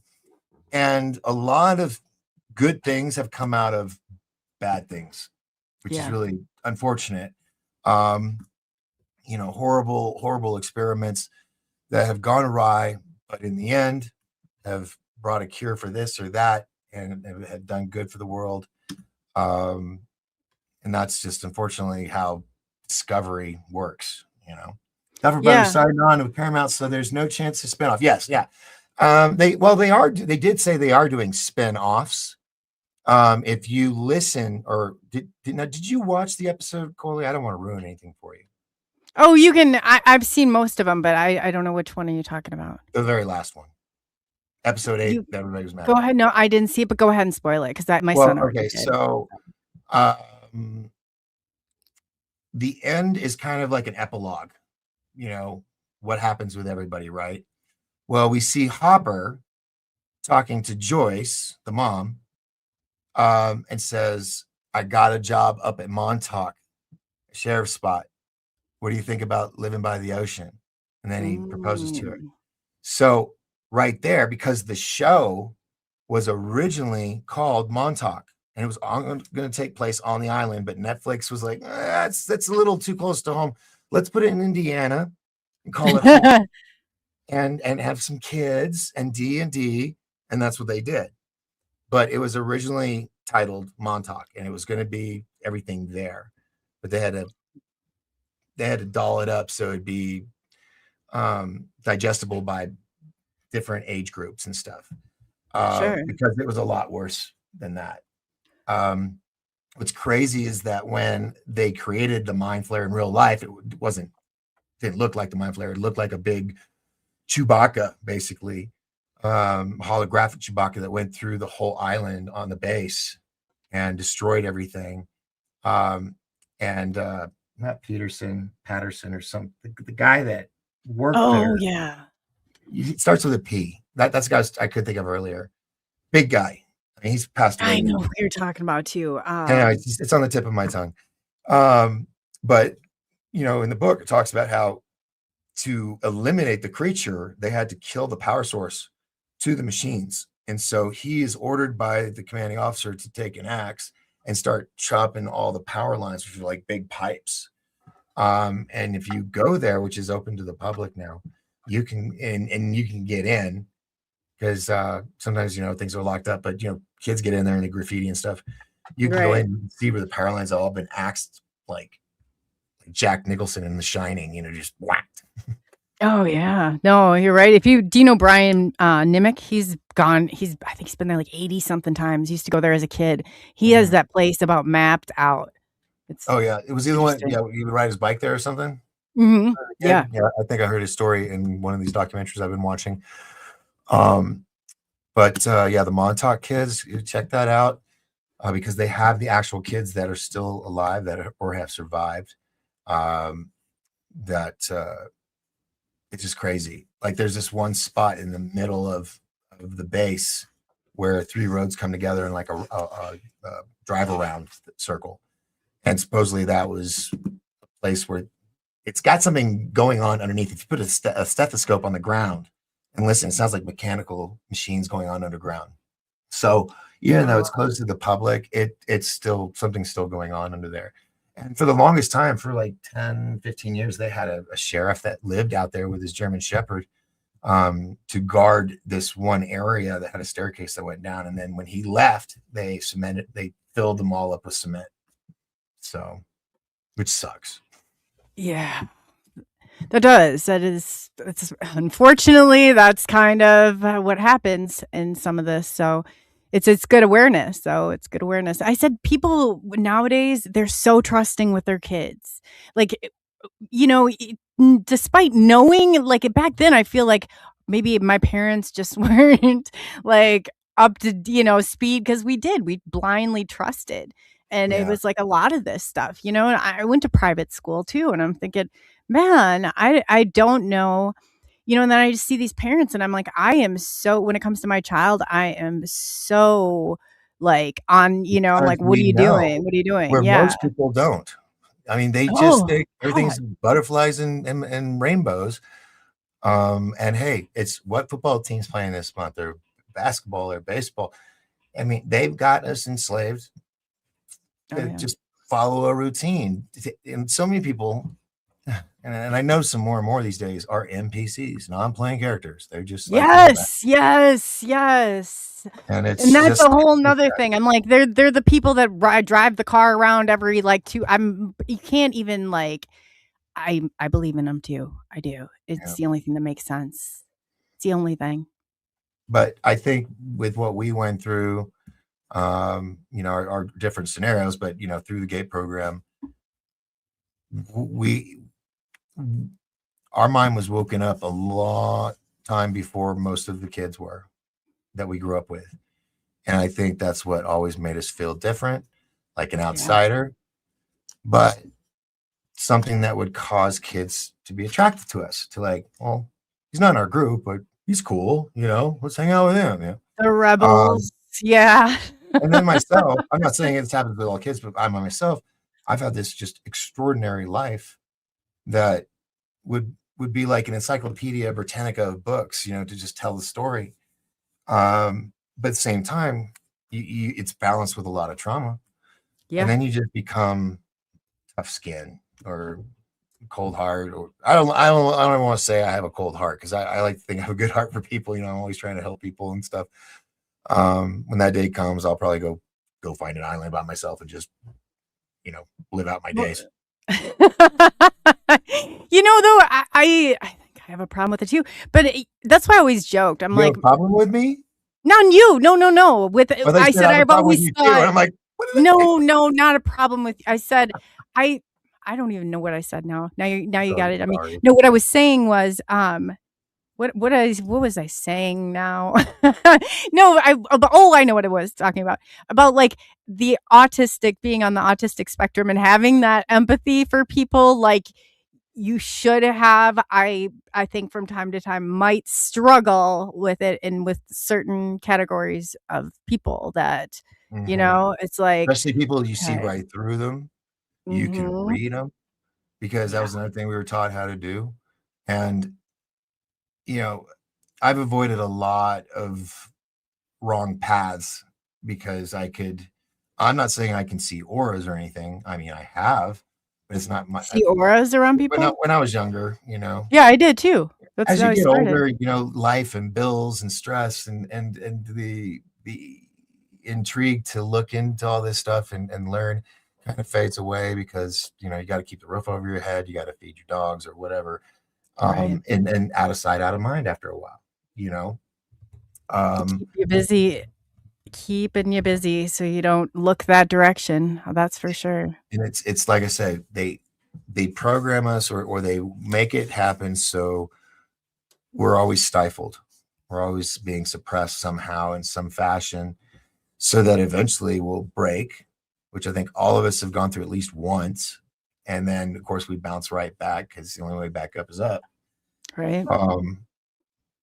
But looking back, I'm pissed. I'm pissed of the life I could have lived. Yeah. Was robbed from me because their fear of what I could become. Oh God, yeah. Was that a little Yeah. too deep? No. I've made my local police intel report, okay, for being a quote unquote conspiracy theorist. They're actually watching right now, and they know how much I hate the surveillance. Yeah, it came right out. Like there's so much even more to this, and I believe it all stems back from that. I really do. For whatever reason, they feel the need to create so much chaos and It's because still. you're touching on things that manipulate their narrative in a direction they don't want. And so Well, they come and they watch. And then when it starts to get a little too hectic, then they'll try to keep you in line. As for me, when I did Disclosure each year from, I don't know if I mentioned this earlier or not, but from like September, August to November, my phones were tapped. My mother and I, and it was always worse with my mom. I'm like, dude, I'm talking to Brooks Agnew and Mike Barra and Laura Eisenhower. Why is it harder to talk to my mom? Because they would shut the phone off in 60 seconds. So my mom and I, oh God, every season, we call it DisclosureCon season, she and I would have to learn how to do really quick conversations to get what we want to say out before the phone would hang up, and then we could do it again and do it again if we needed to. Kind of like when we were kids, we had answering machines, or not answering machines. We had collect calling. You call the operator, like, yeah. and like, all right, and you're supposed to say your name so that the operator could say, your sign wants to, So instead of paying for the call, because we know Dad would get mad, you're like, Mom, come pick me up in the movie theater right now. Bye. That's funny. Yeah. You have a call from Mom. Get me from the or pick me up from the movie theater right now. I remember that. That was our trick. Oh, yeah. That's how we hacked stuff in the 80s. Yeah. No, for sure. Yeah. Yeah, because you did. I remember, you used to be able to hit that 0 button, talk to the operator anytime for free. But I remember when all of a sudden, especially you're interrupting calls or you're getting that star 69, the number that called right before, all of a sudden it showed up like $100 bill or something to my parents. I was like, okay, yeah, got to get more inventive. Can you imagine if there's still an operator lady sitting around? There's like 4 phone booths left in the United States. I know. We gotta man them. Let's get Helen. Let's get Helen. Oh my God. Do you think of all they used to do, like the chords? And I'm like, how did they even keep that straight? I would have had everybody's, mismatched. Wouldn't even gone well at all. Oh yeah, yeah. They're connecting, and I'm like, how is it? Doesn't even seem possible when you think about it. I look at typing. Muscle memory. After a while, you're just gonna know where everything is. Like you're gonna know where each letter is on the keyboard without looking. But those women, women back then didn't get. They do through certain documentary or not documentaries, but historical movies. Like the 3 women that helped with the Apollo mission doing the calculation. I just thought of that. Just popped into my head. Yeah. That's another thing. Do you think that's real? No, we have the ability to finish people's sentences. That's hilarious because I was thinking that movie, right? And then you said it. I was like, that's but it's minute. See, it's not like I can turn it on. It just happens sometimes like that. Mm-hmm. Like being able to come up when people are stumbling on words or what to say. I say exactly what they're wanting to say, and they're like, "Dude, I was going to say that." It's like, I know, and it's just I spent all my life thinking all these things I can do that I do on a regular basis, thinking everybody does this, and then finding out years later that no, that's not normal. Right. But like a lot of here's a trick, and I don't use because I don't like gambling. But when I would get back in the day, I'd get lotto tickets. We had these 7-Elevens, and you do. And the counter was a glass countertop, and then underneath you had all these lotto tickets in rows. And I would take the palm of my hand and I'd just hover it just a quarter of an inch above the glass and just kind of go over row by row by row. And when I felt like a heat difference in the palm of my hand, I'd be like, okay. And whatever the first number popped in my head was like 1, 2, 3, or 4. That's how many tickets I got. And sometimes that 4th or 5th ticket was the winning ticket. So I just I it would would go with work. my second. It can't be that first one. It has to be there's a whole thing I play in my mind. Like when I do, it's Mhm. crazy. It's crazy, but it works. I'm like, So, nope, I cannot go. If I think one, then that second number or three, if that pops into my head, even though I really want one, I got to go with three. It's yeah. just the way it works. Well, I mean, having powers and stuff, I mean, it's not some toxic avenger kind of scenario. I mean, people with abilities are all over the world for millennia. You know, you have spiritual healers and stuff, um, and people that can heal you without touching you. Um, those are we all have the ability. Here's the thing: everybody is born with abilities, but over time, with all the fluoride in the toothpaste that we have to brush 3 times a day to make our parents happy and all that, Yeah. that goes to the pineal gland, and then those kids grow up. They don't have the vision or the imagination or the ability to do the things that we do, which seem normal to us. Right. And um, and it's sad because I feel like, yeah, they may have a great job, and usually they'll do great in life, but Mhm. they're gonna just be lame. Yeah. There'll be no fun, Just no no fun, excitement, no entertainment. Yeah. yeah, they just They'll have a great life. don't play D&D with them, you know. So I feel bad for them, and sometimes when things happen, like I'm in public and I'll have an experience, you might say, and other people they aren't getting it, but I'm seeing something. It just Right. I think that's why people with abilities they get this is how do I say this without sounding bad? Um, Be careful what you we wish have for these though, because it's abilities. not as all great and like as people think. It's Well, like I feel like okay. I feel like Sheldon with everybody around me. You're just like, why can't you see what I see? Why can't yeah, you get what I get? And yeah. and and and, My and, mom and told me one time, she's like, "You make my brain hurt. You gotta understand my brain's that's not what my mom able to says. like." She goes, Yeah. you're gonna hurt my thing. Slow down. Yeah, she's like, my brain can't keep up with yours. My mom's Like, like, it are you doesn't taking work. notes with all this? I'm like, no, it's here. Yeah, yeah. She can't grasp that. Mm-mm. No. Um, of And people course, will be like, "You're all over." I'm like, "I'm connecting dots for you. We're going and we're leaping here because you'll never get there if you're going the it's way you're this going." crazy man on the street corner. He's spouting off all the Yeah, dots, but he's yeah. not connecting them for the audience that's listening to him, thinking he's a nut job on a street corner. When in fact, this guy's probably Probably a genius. special forces or something, Mhm. whatever. And he knows how it's all connecting, but it's our brains are moving so fast. We're just spouting off the bullet points. We're not showing the Yeah. connections, even though we're connecting in our heads. And we're like, why can't anybody else be connecting the dots?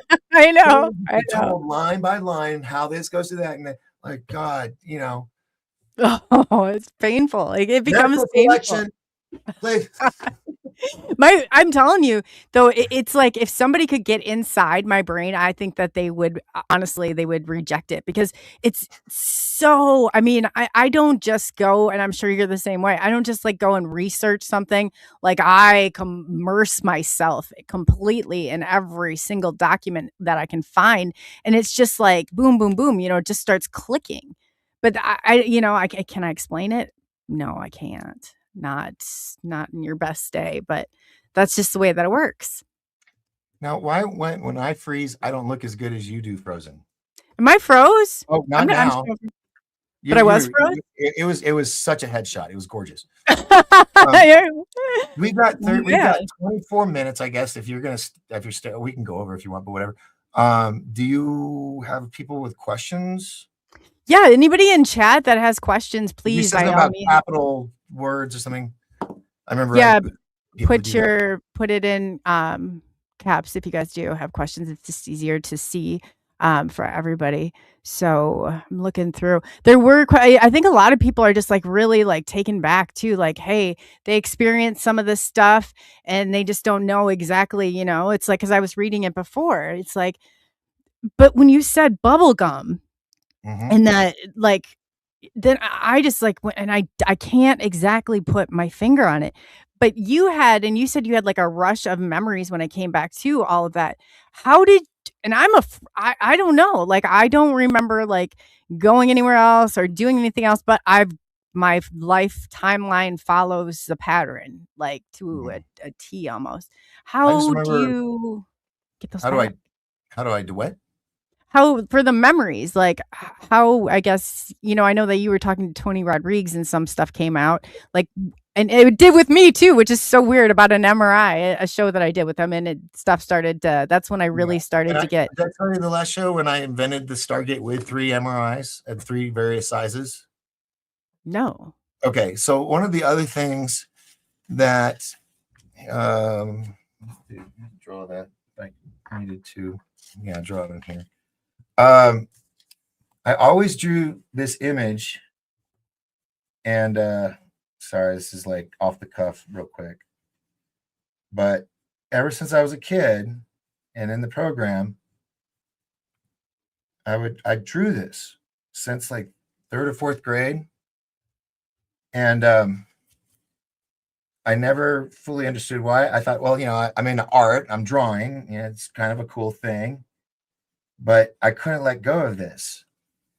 And all it is, oh, of course it's green. Hold on. Let me do it on a white sheet. Yeah, you can see the white sheet there. I could do it bigger now. But they would have us like invent stuff. Mhm. And they're like, if you were to invent something that would do this, what would you do? That kind of thing.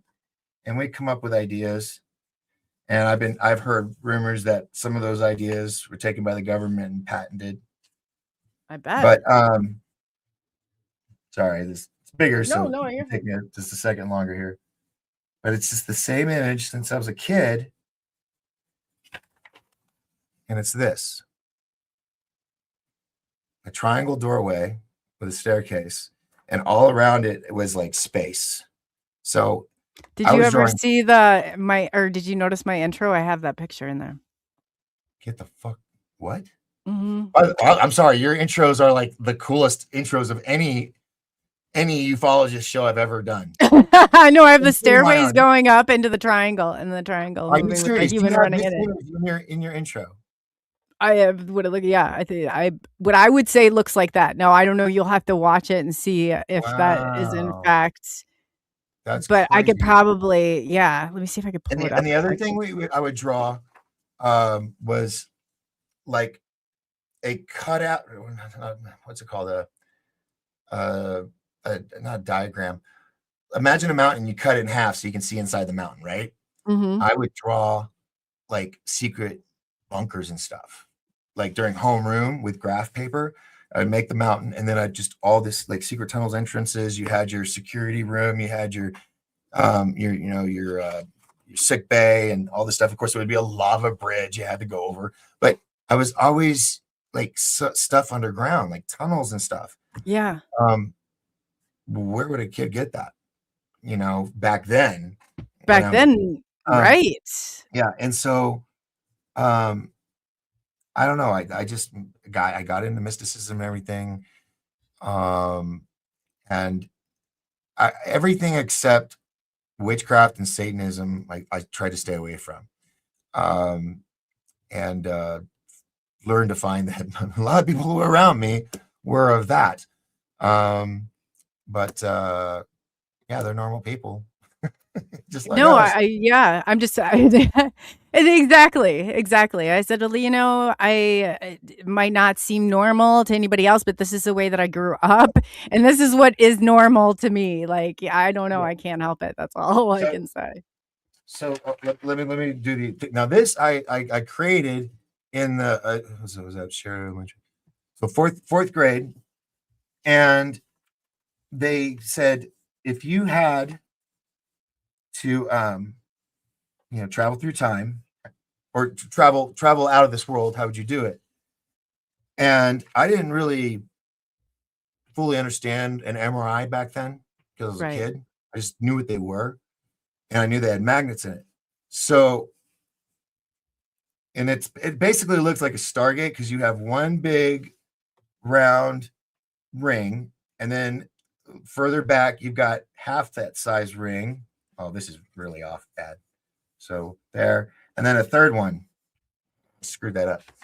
Anyway, so you have, forget this guy right here, right? The squiggly guy. Forget him. So you have one big. Let's go in the opposite direction. So you have one big ring. You know when you look through a microscope and you move it to the left and everything goes to the right? That's what's happening right now. I'm moving to the I left, got you. so I'm a little off. Oh, so, you don't have your camera mirrored. I got you. Yeah. So that, ignore that. So the first ring, the big one, is a big MRI ring. The second one is half that size, and the third one is really small. And then beyond that, you have a high-powered laser that either, now I've never tested this, so I don't know which one, but I just feel that it's either a very high-frequency laser beam or, low frequency. And it literally, each ring, you set the magnetic combination, kind of like on Stargate, but with an MRI magnets, and you grab control of space and time there. The next one's turned on, it pulls it back to a smaller point until you get to the third one to where it's a really small point. And that's where if you have like a circus tent or a cloth that comes up like a point, right? You focus at that small point, it can open it up and tear it. And the 3 MRI magnet rings would hold it in place.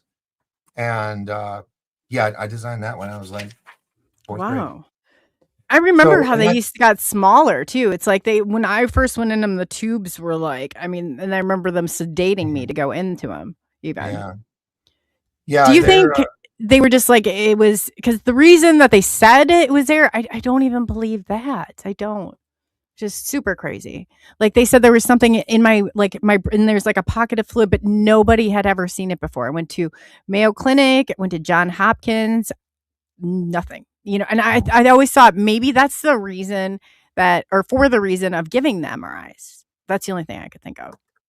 Yeah, that's a pretty cool invention. But there's also been stories how people have been in that MRI machine, and when they look out past their feet, they're not in a hospital room anymore. They're like somewhere else, and it's temporary. It's kind of ghostly, like all of a sudden you're in a machine in a hospital room, and then the next, you're in a field of battle or something. What's with like the tapping, like the noise, like that? There's like I felt like the noise had something to do with it. That's all the magnets going on and off because there's hundreds of them in a ring. But there was times like I've almost felt like it was again going back to those beats that we had from the Monroe Institute. You're talking rhythmic beats. Yes. Trigger. Yes. I see what you're saying. Absolutely. Hold on, let me fix this camera thing. I guess the memory. No, my memory's not as good. There we go. My camera keeps locking up. Of course. Well, it's electronics, ever since I was a kid, even though I grew up with electronics, they always give me malfunction. Grief. Yeah, I know. Was there any questions? I was looking, let's see here. I kind of got in. Yeah, we actually did. Question for others who cause electrical interference. Here's one right here. Does it ever freak out when you hear other people's does it ever freak out when you hear other people's thoughts? That's a good way of an interesting way of referencing it. It's not that I hear their thoughts. It's like it's like I'm following their line of speech better than they are. I don't know. I guess they want to. A lot of people like when that would drive me nuts. I was hearing everybody talk. That would drive me nuts. I know. I'd be living in a cabin on a mountain. Well, I'm halfway there, but no, it's kind of like they're reading a script and I'm reading the same script, but they're fumbling on something, and I just want to come in and like the script reader on set. When you hear an actor, they forget line, and that person reads the line. Yeah. I'm that person in a sense. If that's the only way I can think of So they're explaining it. wondering when those times happen, if the electricity around you would like flicker, or it would, like in times where that transmission would happen. Oh, okay. Yeah, a power surge of some sort. No, not that I can think of. Um, Okay, I'd never paid attention. the biggest time is when I go to the checkout. Anytime I go to a checkout, the machine's always having issues or glitching or something. Oh, I know. That's not an always, but more than other things happen on a regular basis. I've never, no, I've never had the 11 power to make lights flicker and stuff, which would be a cool trick. But no, nothing like that. No draining. There's no feeling. It's just, I think that's the best way I can describe when I'm finishing other people's senses at times. And it's not like all the time. It's just when people are struggling. Yeah, I never thought of that until just now. That I'm like the script supervisor. When they're struggling, I finish where they're going. Once or twice, it's irritated a person or two, but most people are like, "Oh, I couldn't get the words out. Thank you for helping me." Yeah. But sometimes I notice I do it a lot, and sometimes I just every now and then I'll be like, you know what? Let them fumble. I know, right? You can't save everyone. That's right. Yeah. No, Okay, but so I hear you. I hear you. this question, I'm unclear on Montauk. Is that associated with Camp? It's exactly what it is. Camp Hero it's on Montauk Island. And so the base wasn't called Montauk Base. It was just, that was its nickname. And then, of course, the children that were taken there and tortured in some worse situations were known as the Montauk children. Or Montauk kids. And then the Montauk Boys is the documentary my friend put together. So yes, you're right on point. Camp Hero is same thing. Lots of creatures, cryptids use electromagnetic impulses to travel from dimensions. Like Tesla said, it's all about frequencies. And I have never believed in that more than I have these past few years, learning so much. Yeah. So let's see. Next one. How about That's it. Just a comment. Yeah. saying the word out loud, then since it says media. Read that for me. How about synchronicity, saying a word out loud, then seconds later it's said on TV? Or I remember there was this commercial like "Sit, boo boo, sit, good dog." I don't even remember. It was like a commercial back, and every time I knew before I would say it before it would come on. Because you're trained. Yeah. It television. It's a channeling. Oh God. Oh, it's crazy to think. Like I was assuming at some point, like, because when I started finding out about all this, and Laura Eisenhower is one of the first ones. She's like, anytime there's different learning. I know, I do too. I do. She's great.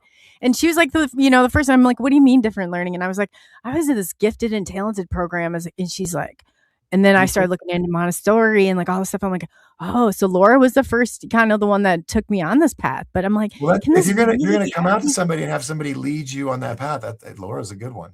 Yeah, Laura's great. She really is. She is. I love her. My DisclosureCons, I just adore the shit out of her. Yeah. Yeah. And that's the thing, is a lot of us, including the big speakers and the authors that you have on us, a lot of us were gay kids. And we may have not been successful in regular jobs, fighter pilot, for example. Instead, we became PhDs in conspiracy and ufology and truth. So we found this niche that they would have never expected. I know they created the word conspiracy theory, the CIA, to make people sound nuts, right? But I truly believe in my heart that they had no idea where the term conspiracy theory was going to take our world and society. I think that's why so many of us gravitate towards these topics and this culture and this society of ufologists and truth seekers,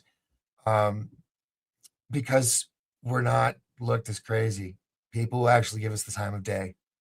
And that's why the feds don't like it. And the CIA. No, they do not like it. I said, you Yeah. could follow my life. And I almost so I got into aviation. I was going to school to be a pilot at the University of Dubuque. So what happens? September 11th happens. No, everybody's furloughed. I felt like I crashed the market. Obviously, it wasn't me, and I'm not going to be like narcissistic like that. But this has been the course of my life.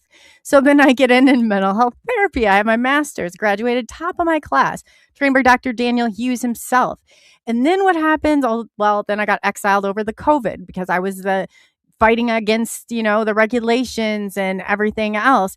So I'm like, every single thing that I've been, and it's not that I haven't had the best education in the world. It's not that I haven't had like the opportunity in the world. No, I'm the first one for whatever reason. A teacher's like irritated or agitated. They just can't, they're just not ready for me. I just don't think.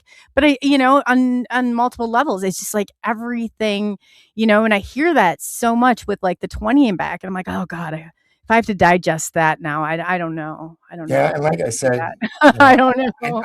I've never brought that up except on your show last time. And, we were talking about resonating when Tony Rodriguez was on my show. I was having emotional strings being pulled throughout the whole show. I was just holding back from crying on the air because I was just like, I just remember ending the show and just going, makes sense.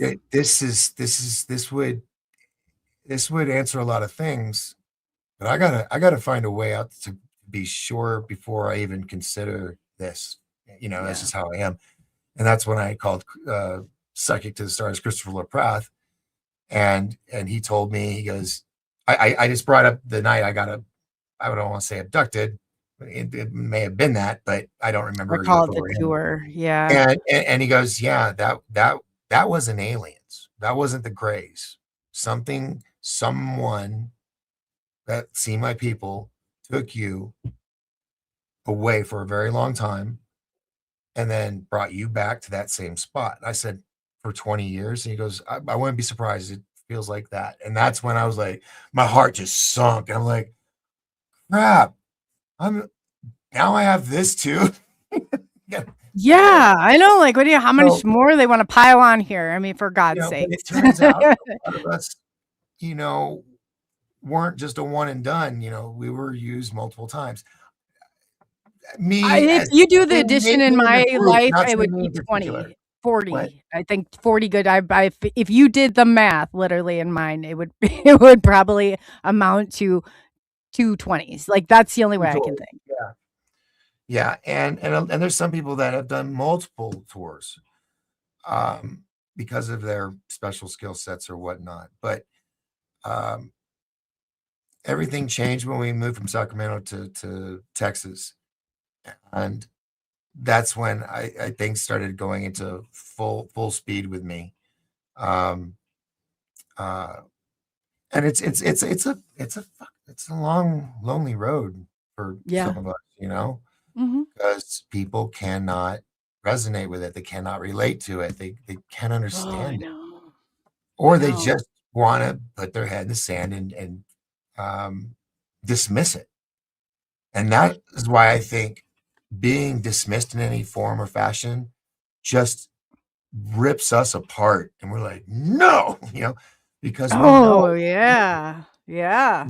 Nothing pisses me off more than someone being dismissive. Oh, I know. Or don't say that. I'm like, yeah, I get that. I get that resonates with me too. It's like that, that personality, that larger than life. But I hate that. I hate when people, and I will fight for everyone. It's not just me. Yeah. I'm the fighter around everybody. Like, it's just I love fighting for the underdog. Oh yeah. If you get picked on or something, I won't put up with that shit. I always have a cause. And then I wonder, and people are like, you wonder why you get into trouble. I said, I don't wonder why at all. I don't wonder it. I know exactly why. Like, I've become to the conclusion. I know why. Okay. Yeah. They don't like it when the Dubuque Police Department didn't like it when they were going to hire a pedophile, and I put it all over. They did not like that. And so it's just like stuff like that. They, but if we're not speaking out, but then again, it's like I go and I look back. It's like, whoa. That's why the whole pedo thing and adrenochrome and all that is such a huge industry. It's like as big as porn, making so much money when they were doing adrenochrome until COVID happened. And then they were all like, oh, that's when all these celebrities all look old overnight. Yeah, they all age quickly. And here's the fun thing. Like I said earlier, way earlier, I was talking about how, Hollywood reveals things. Adrenochrome was revealed and the main topic of the story for Death Becomes Her with Goldie Hawn and Bruce Willis. But the liquid's glowing purple, of course. You drink it and it's like this elixir that makes you young and your chest tight and your butt tight and all this. And it's all movie. Yeah. I remember that. And then they shatter at the end. So and then they immortality, because they show James Dean go to one of the parties. He pulls up in the car that he dies in, and he goes in, and then there was a couple others like that. But that's Hollywood telling truth through fiction. Yeah. If you don't think that they're I mean, there's people that are doing anything possible. Like, it seems like they don't have, there's definitely something that the mortality is on the line here. But who would want to live forever in this? That's all I'm wondering. Connor McLeod, there can be only one. You ever watch Highlander? Yeah. Okay, thank God, because that would have been really bad if you didn't catch that reference. That would just sound really bad. I got it.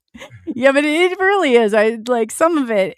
And then you can't, it's not even, I feel like society is so mad at me for most times that even if I did try and go to them with something like this, they would probably hang up on me, or dismiss it. And I'm like, you don't even understand how much effort I can't, if it's not true, I'm not going to waste my time on it. Yeah. I'm not most likely even going to remember it, to be honest. That's how much stuff I have going on in this brain. But, it's just and what he said too, it's like going through this, the truth is a path that you walk mostly alone, because it is isolating. It is, you do feel alone, because you are pulled away from other kids. That was your reality. That was your childhood. That's part of the training is the separation. The isolation. Because I never had that. Like my sister and brother did. They were close with their classmates, and I didn't have any of that till much later in life. Did not. And it was because I was always shifted. I was in a different room. I was in a different area of the school. I wasn't in with mainstream kids that often. And then you joined the drama club and you're all good. That's what I did. Oh, did you? Well, it was because they were the same weirdness, Yeah, they were the D&D kids and whatnot, and they had multiple personas, and that'd be one place you could probably hide. Yeah. You know what? I got thrown out of theater class because I couldn't remember the lines, and I got caught with the book of what you were supposed to do on stage, and I was like, "Oh, just forget it. I'm done," and I walked out. Past that. Yeah. Cooking class, Dad, 2 F's. Basket weaving, got it. Man, you're ahead of the game, and I was not. Stuff like that. If it's people like, that's so simple. I'm like, that's a problem for me. If it's not this complex, then I'm gonna get stuck on it, and I'm gonna fumble over it, and it's gonna be ridiculous, and I know that about myself. I can laugh at it. It was wild, looking back at it from first grade, or actually kindergarten, all the way. Kindergarten was out in the little trailer buildings outside. Oh yeah, which they would use for the gift, the gateway kids. But kindergarten was in the trailer, and then we'd come to first grade, and our school, and this was at both schools I went to, 1 through 3 and 3 through 6. It was like a gigantic warehouse. Just huge. There's no walls. There's pillars holding up the roof, but all the grades are under one roof. And the only thing that would separate the grades is wall partitions and, coat racks for your bags and everything. Yeah. So it's so weird. So it wasn't, you were in a classroom. You were in an auditorium divided by, shelves and stuff and teachers' desks and whatnot. And how that wouldn't be confusing. By ourselves, that was drastic. Yeah. Going from I'm with my herd, and now I'm in this one little room with this guy in a suit and a briefcase, and they want me to decode something. Which, like I said, I love that stuff because everything in the Rockefeller, I mean, the school system was just boring to me. And when my mom, I didn't do good in school, my grades sucked, and then my mom took me to get me tested, and I was like, "Oh, I know how this stuff goes." I went in there, 13 points from genius. She was so mad. She's like, "You're 13 points of genius, but you're failing everything." It's like, it sucks. It's boring, right? But when I'm in the Gateway program or one of these other things, it's like, focus is all on me, and it's not really what you're there for. Memorizing their nonsense wasn't good for me. I couldn't memorize their bullshit. That's all it is memorizing and preparing for tests. Tests for what? It's, I don't even want to go about all that. I know, because it got thrown in my face too. They're like, well, how do you go from, an IQ of over 160 to not being, and I'm like, it's not my problem. They always thought it was my problem with authority. You have a problem with authority. I always have a problem. Yeah. Well, we see that there are bigger fish to fry in the world than the minuscule stuff that they ask us to do. But I'll tell you, I mean, there are times I miss the whole tests and assignments that they would give us because it was probably because that's where you stored. It really made me work. My brain had to really it allowed it to work. A lot of it came easy to me, especially like you said, the shapes and the puzzles and putting blocks together and everything. Have you seen Idiocracy? No, I don't think I have. Oh, is it good? You need to watch that tonight, girl. Oh, I'm writing it down. Idiocracy. It was created by Mike Judge, who created Beavis and Butthead. And it's got Mike Judd in it, all these great actors in it that you'll just love. If you watch the trailer, it's fantastic. He's in the military, and he's put into a coffin, and they freeze him for a year to see if they can free soldiers. And he is like the most average, normal guy. I mean, he's like right in the middle of the graph, and they're like, "That's why we're picking you." And then they pick another girl who's from the streets. Who's on loan from her pimp, and they go into these things, and while that goes on, a scandal happens at the air base, and they shut the base down. No one knows about them, so they're in these like cryogenic caskets, and 500 years goes by, and they're in this. It's called the Great Trash Avalanche of 2,345 or whatever it is, and everybody is just stupid. Everybody just got dumber and dumber and dumber and dumber and dumber. And now he's like the smartest guy on the planet. But watch the trailer. I guarantee you, I will even give you your money back from watching the movie if you don't like it. This is just for her, by the way, not the audience. Yeah, I was like, oh, don't like it. Yeah. No, I'm gonna definitely check it out. Do you know what streaming channel? Idiocracy. It's either on Netflix or Amazon. And oh my gosh, it's here's the thing. Rolling Stone magazine, when the movie came out in the 90s, okay, Rolling Stone magazine said it is the only movie in history that started as a comedy and years later ended up becoming a documentary. Of how does that happen? Yeah. How in the world does that happen? And that's exactly how it happens too. That's exactly how it happens. Yeah. Like some of it, it's I don't know, but I do too. I get mad looking back. I think I could have had maybe somewhat of a normal, I didn't always have to. That's what I feel like too. Yeah. But were we, or do we have like an insight or, I don't know, but I feel like if you were gauging it. I think with hindsight, as we get older, we realize where we're meant to be. Just because we didn't get to take the path we wanted to get to where we wanted to be, doesn't mean we didn't get to where we are supposed to be. That's true. So, you know what bothered me the most is they always told us if you did the right thing, and you told the truth and you did the right thing, that, it would be and I said, That was the biggest lie, they said. That was the biggest lie I've ever been told in my entire life, and I still can't shake it out of me, like, because I'm always like, "Well, I'm telling you the truth. I'm telling you what happened. This is, da da da da da." And then it's like, you don't tell and I'm like, "Man, you people Interrogation want." techniques. Yeah. Yeah. But that bothered me the most. That and when people aren't authentic and genuine and they're not like, they're true. I can't do it. Can't Yeah. do the fakery. Like, if you're gonna have a conversation with me, have a conversation.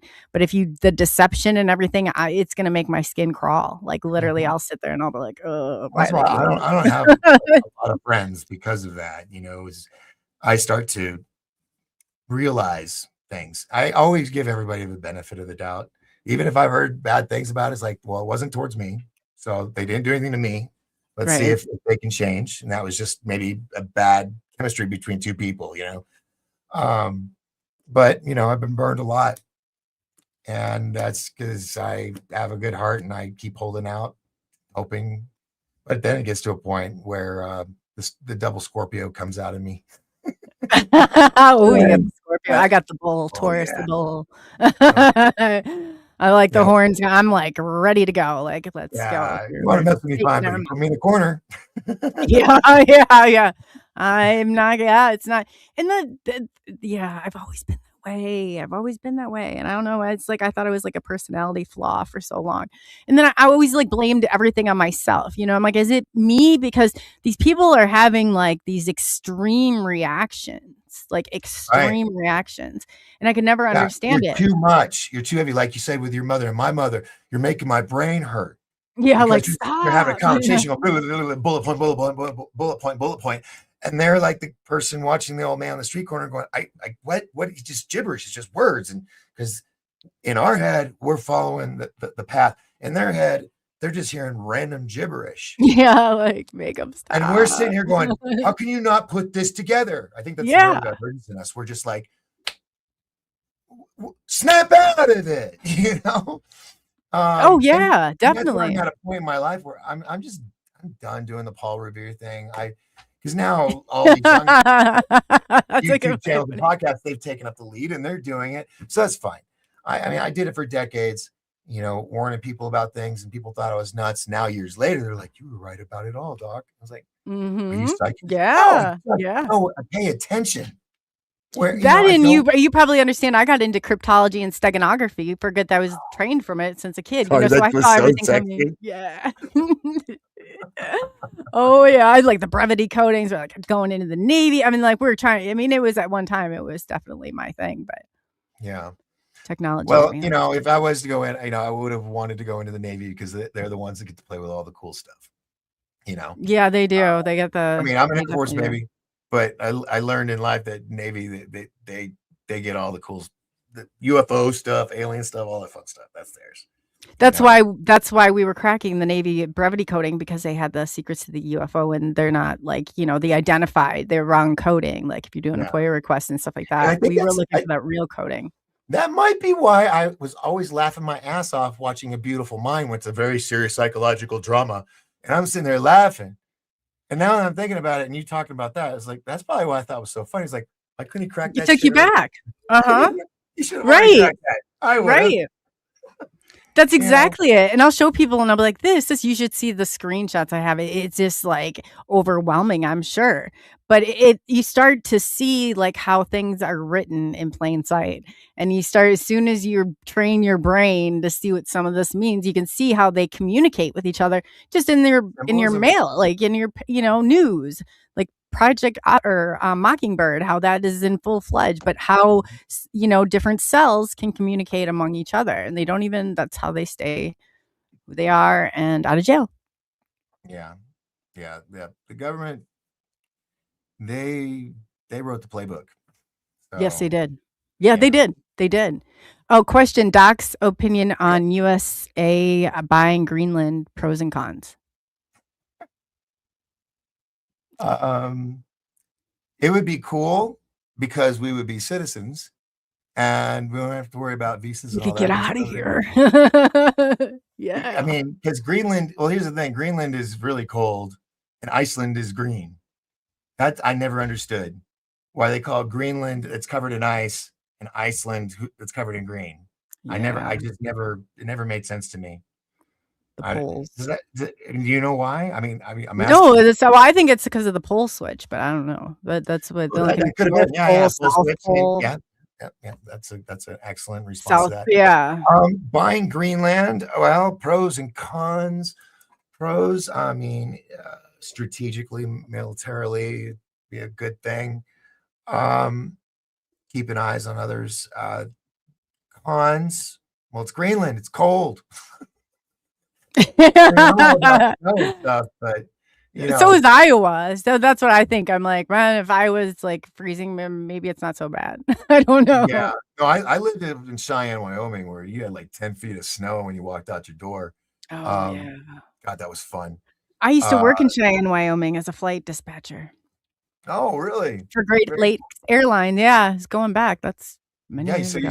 you really airplanes been a part of your life. Hmm.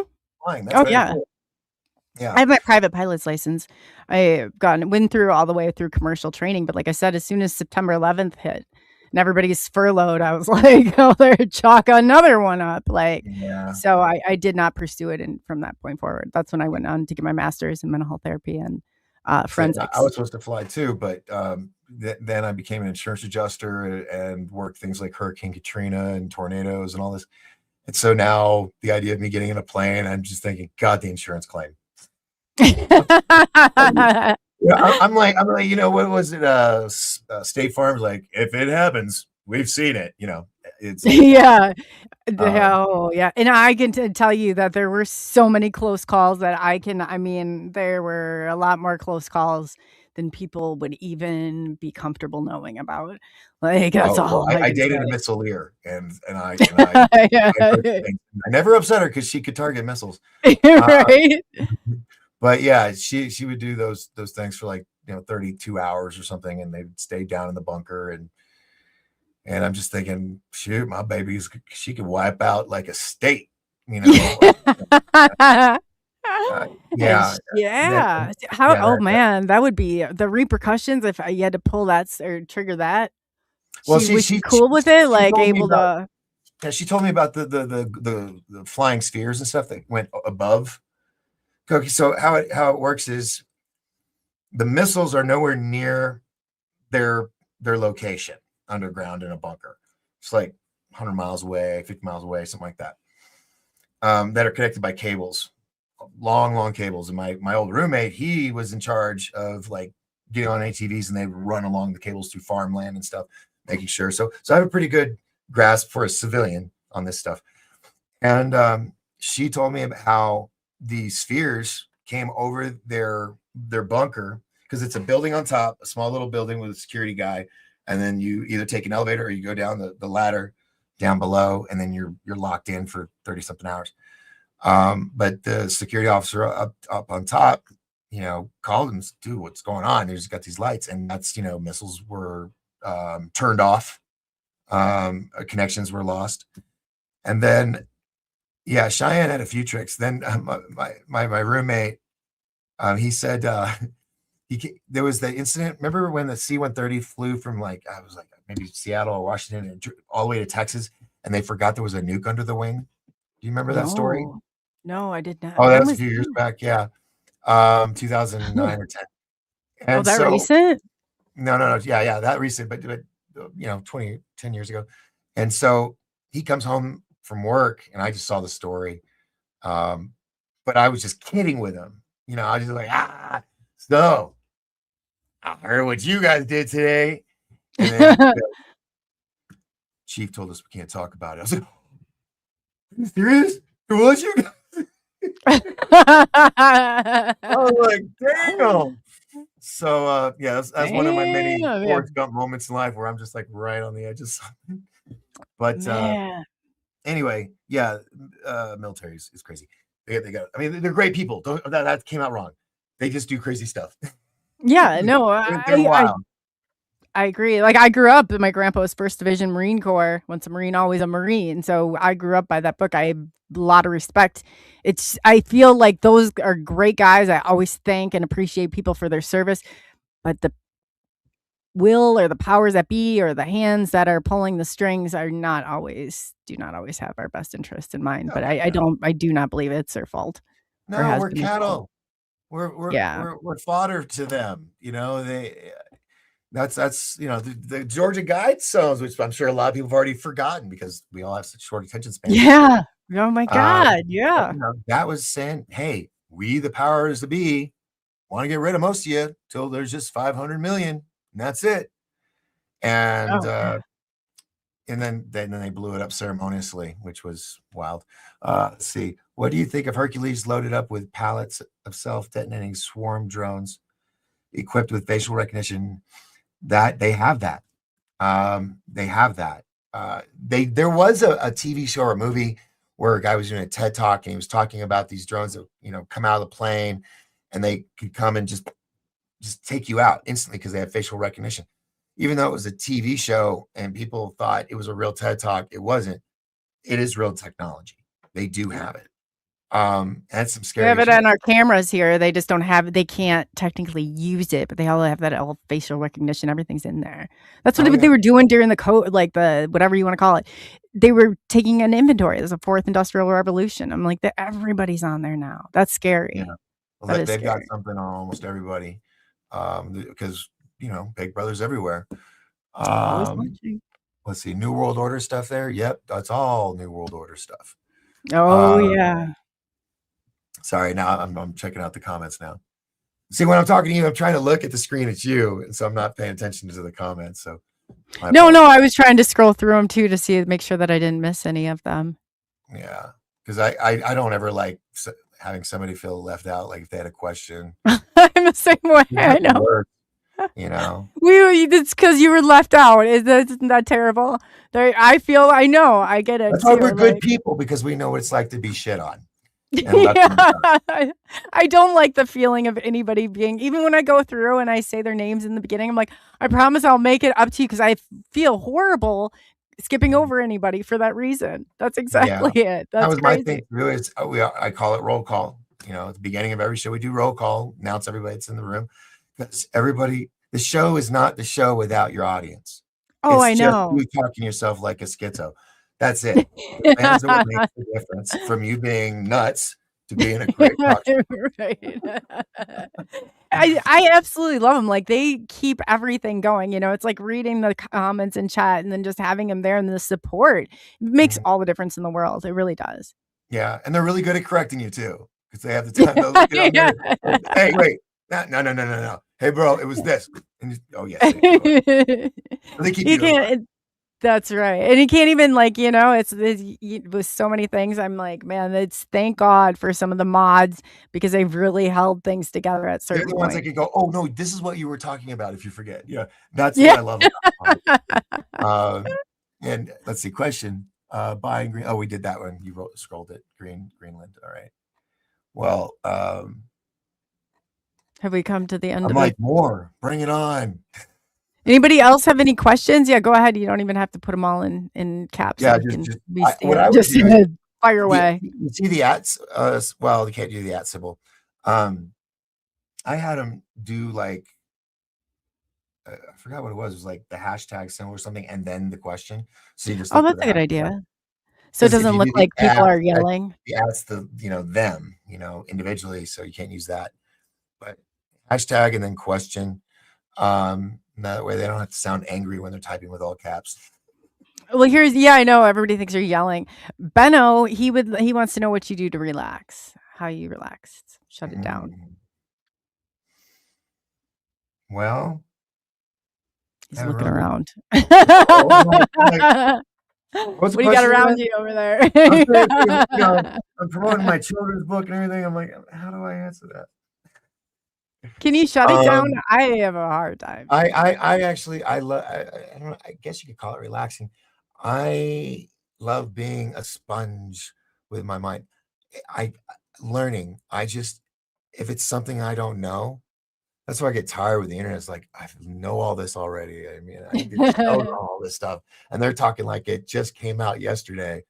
So when I can learn something new, like right now, it's Tartaria, Montauk Project, Nephilim and giants, dragons, stuff that maybe when I I'm was a getting kid, into I the may have been dragons interested. too myself. Yeah, but Yeah. I think we talked about the last show. Mhm. But and where I mentioned pterodactyl, or not pterodactyl, T-Rex Oh, were yeah. actually dragons, and the Smithsonian took away the bones in their wings. Oh, now I remember, So, yeah. Oh with god, the the little hands and dinosaur bone. so because I'm sure that the wings had ability to claw stuff too. So but the fact that you have all these locations like in the Philippines and stuff where the mountains you pull back with a helicopter or a drone, you realize that's a huge petrified snake, or that's a petrified elephant, or that's a petrified person over there. And the fact that so many people are now posting photos and videos of all these mountains by just turning them sideways, and you see they're all faces, Yeah. with the nose and the eyebrow and the chin and everything. Or what was that Disney Hawaiian cartoon movie? A little girl. Pocahontas? What? Pocahontas? No, that's tribal. The girl on the Hawaiian island. It was maybe a Disney thing or something. Oh, Anyway, Moana or Hana, yeah, yeah. They show like where the mountains start moving, and it's a woman that was laying on her side. You know, I it's a believe real that, yeah. place in Hawaii. That's a real mountain, and that's why Oh, Disney wow. showcased that. They showcased if you look at mountains and hillsides around the world, many of them look like a giant that's laying down that died, and his body just petrified. And another thing about petrification, where we've been lied to about millions and millions of years, the dinosaurs were crushed and all that, petrified. No, Oh, they god. have found items that have been petrified just in 20 years. So that should really make us question the whole timeline of Earth Oh, and how much yeah. we've been lied to. I mean, you got the calendars changing 13 months a year to 12 months a year. Then you have to have a leap year, and you got to have this and all. Got to have certain days on this and certain days on that. When every month was 28 days, it was all equal to the cycles of everything.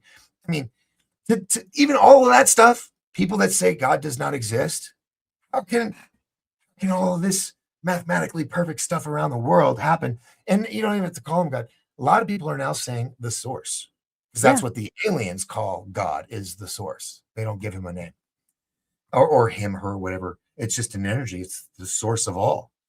And Right.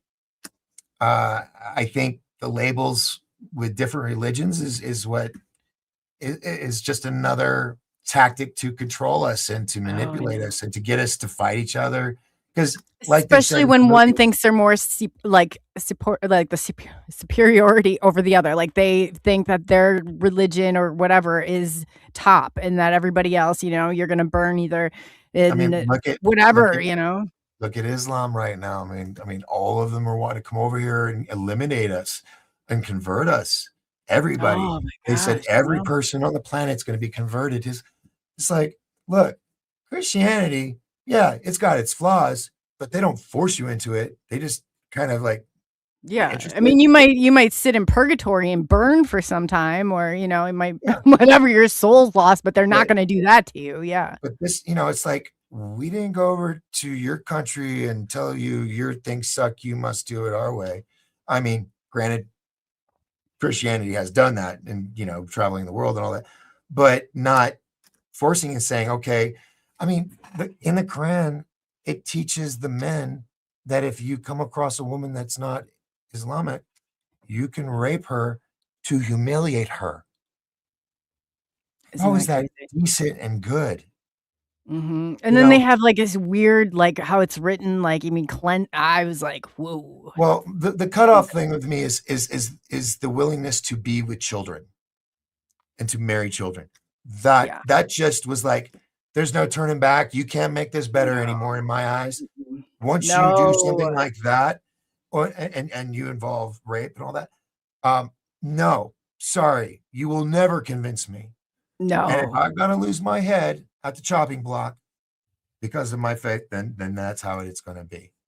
You know, I'm right there with you on that. I'm right there Yeah. with you on that. Because That's not I'm okay. ready. I mean, I'm ready to take that Stargate to the next level. You know. you know what? Do you think we can get off of this planet? I'll ask my question, like, and then I can let you get going. But do you think that we can right now, unless we strategically plan? Do you think that we're trapped here? Because I get that feeling Prison that we Planet. are. Yeah, this is Prison Planet. Absolutely. Absolutely, without a shadow of Yeah. a doubt. How do we get off of here? Elon. Jesus, rocket No, can't no. even make it through. Seriously, portal Stargates, like the one they have at Area 51, which I remember the Cousins brothers at Third Phase of the Moon and I, we did an episode on that because they had satellite images of Area 51 and it shows a Stargate above Oh ground on a wow! hilltop because it's on a ley line or something. Um, So after we cross, we have to go there to get through the Stargate, and then we can get off this planet? Or is that just above our well, lives? when you go through a Stargate, you off planet in theory, Yeah. because it's taking you to another planet. I don't know if they have Stargates that stay on the planet. I'm not sure of that. I just know of ones that go from planet to planet. No, like if we're once we cross, I heard not to go to the white light. Don't do it. Oh, that's what you're Sit saying. out. Yeah, Yeah. and I've been hearing that too lately. Don't go to the white light because that white light is the hospital ceiling light of the Yes. of the room Yes. where you're being born again. That light is you seeing out of mama. Yeah. So Yeah. I think all these people, when I went to haunted houses, we'd always tell them to go to the light. Here, the light's opening. Go to the light. I probably, no wonder people are mad at me here. You know, like, some bad karma is what that is. yeah, that's horrible karma. Yeah. No, I the thing is I believe in a lot of everything. There's not one thing that's the absolute truth because like the flood's in like 250 something religious texts and stuff, and historical texts. Planet for sure. Earth is like a soul. Oh yeah, yes, totally. Wouldn't you know? We're a soul factory, eh? No, I believe that, and I believe the sun is a planet factory. You know, spitting it out, and that would make we're just on sense. this everlasting cycle. You know. Oh, that would make Yeah. sense. Actually, now that Yeah. you say that. Yeah, I should have because it's part of my book I'm working on. So kind of let that one slip. Well, we got a little, yeah. Well, That's something okay. They else don't know all the really characters, so it's all good. But yeah, I am so addicted to learning. I am just this. I wish I was that way in school, but like I said, it was boring. It wasn't real. It wasn't I'm so stimulating. addicted to learning the truth, but it definitely wasn't happening in that school I was in. I don't Yeah. think that's why I could stay focused. They wanted me to regurgitate and just memorize Yeah, this, so and you it pass the would SAT. never happen. It wouldn't make any sense. And it's a big cycle. You pass the test, they get more money from the government. So it's not like schools used to be. I mean, I went to a book signing for my book. Oh, by the way, hold on a second.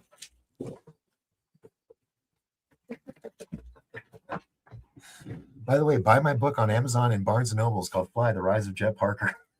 That's cool. I had Never it got on around the to that. thing. There's Never 3 got of them, around to that. right? Yes, there are 3. They're self-published. They're on Amazon and Barnes and Noble's online.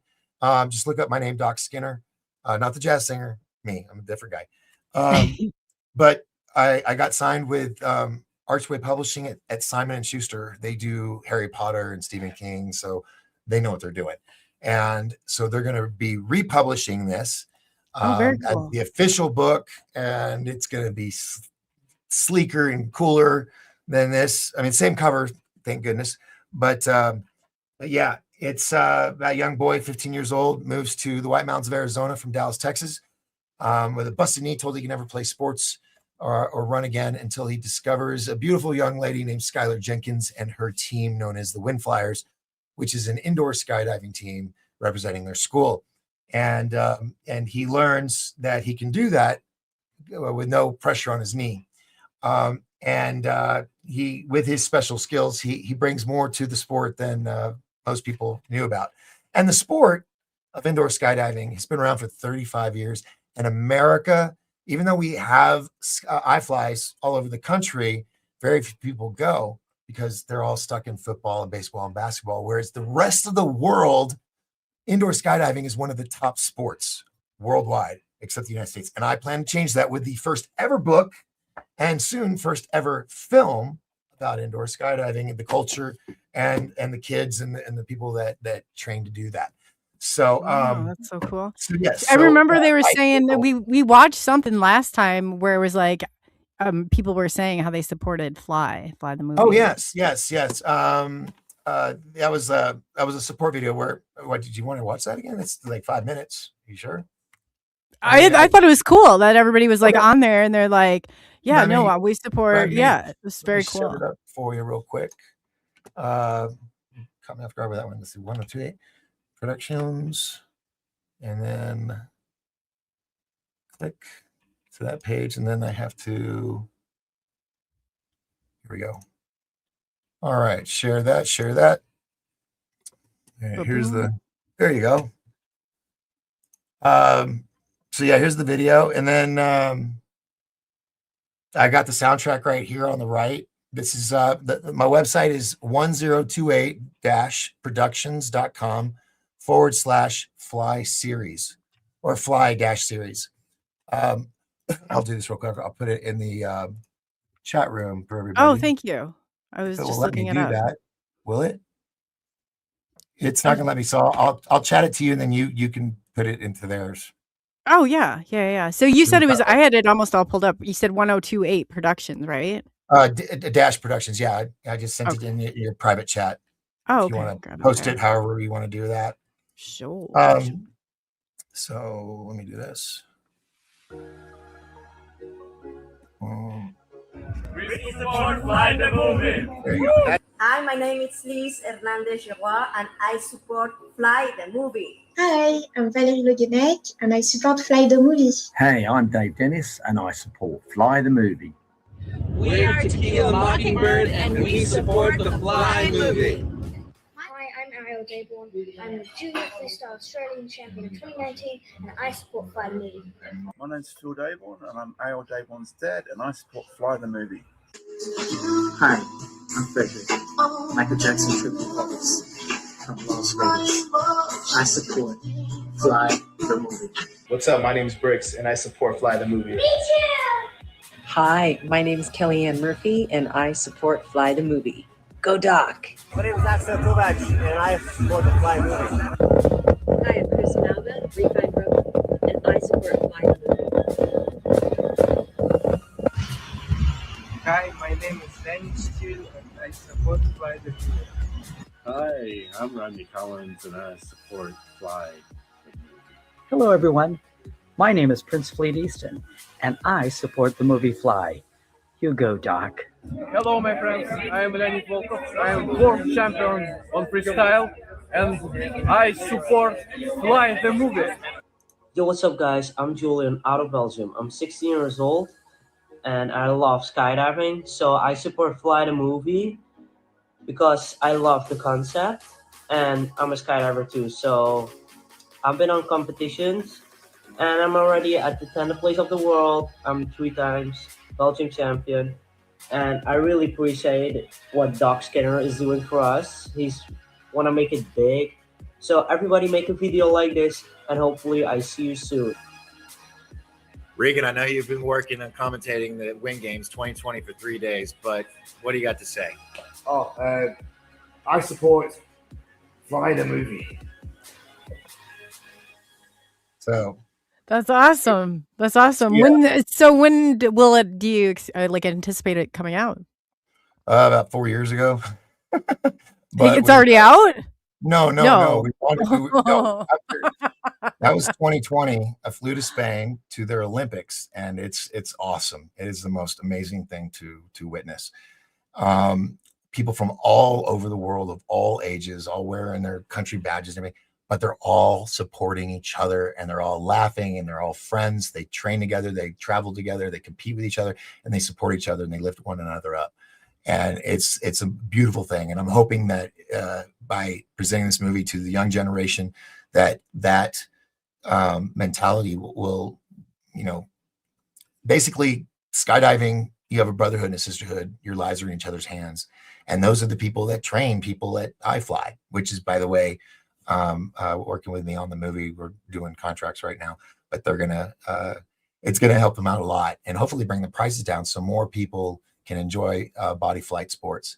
Kids 3, I originally I would say it was 4 to 100, but I found out now 3-year-olds are competing competitively. Oh, that's awesome. Skydiving, yeah. So do you do it? I have done it. I'm not like the kids at all. God, the stuff they do is let me show you Leonid Volkov real quick. He's one of the characters in the story.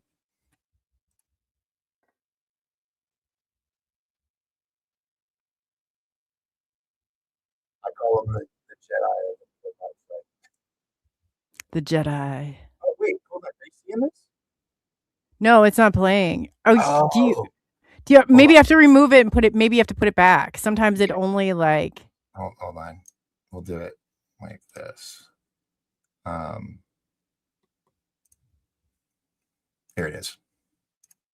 All right, let's try this again. There we go. There we go. Whoa. Yeah. Oh, that is cool.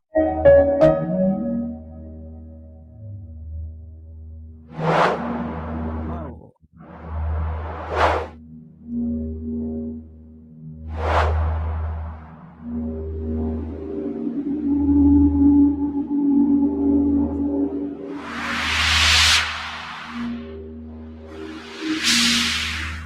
Well, this isn't his best video.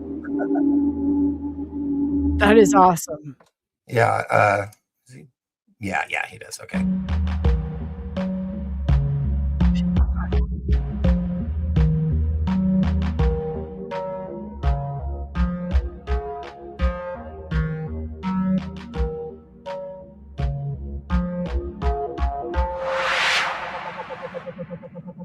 All the way to the wall. Just like with Tom Cruise and Mission Impossible. Wow. A lot of people think it's just people just floating and that's it. It's like, no, it's a ballet. When Elise, I can't, Francois, she's Canadian French. She went into a competition one day with 2 boombox speakers. She says, "Can I play music with my performance?" I'm like, how are you gonna put that in there? It's gonna float around like outside there too. She started a whole new genre of indoor body flight with music. Yeah, you definitely need music for this. Yeah. So there'll be a lot of good stuff here. Wow. There we go.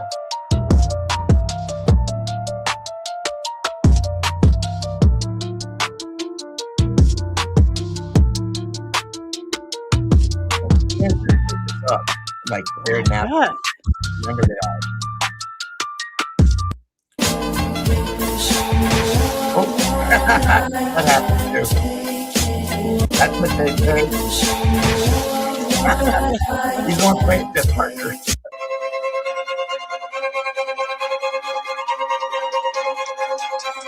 This is insane.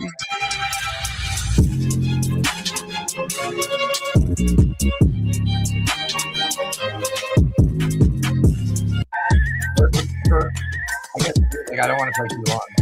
One day, a world freestyle champion was invited to a small air tube to demonstrate that space is not the limit for creativity in the air.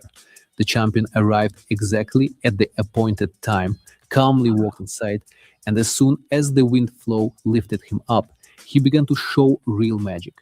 In this cramped glass capsule, he performed graceful stunts, complex elements, spins, and transits. It seemed that the size of the tube no longer mattered.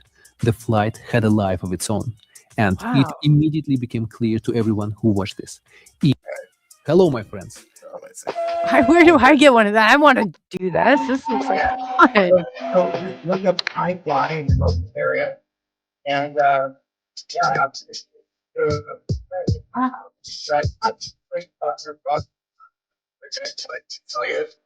That's like something out of frames. That's not worry about surrounding. So yeah, it's good. It's still beautiful. And but at least like those full flies. Everywhere, but and we got action figures and toys. Wow. For the franchise, and I wanted to do this. This looks amazing. Wow. I want them to be flyers for Halloween, you know. So heck yeah.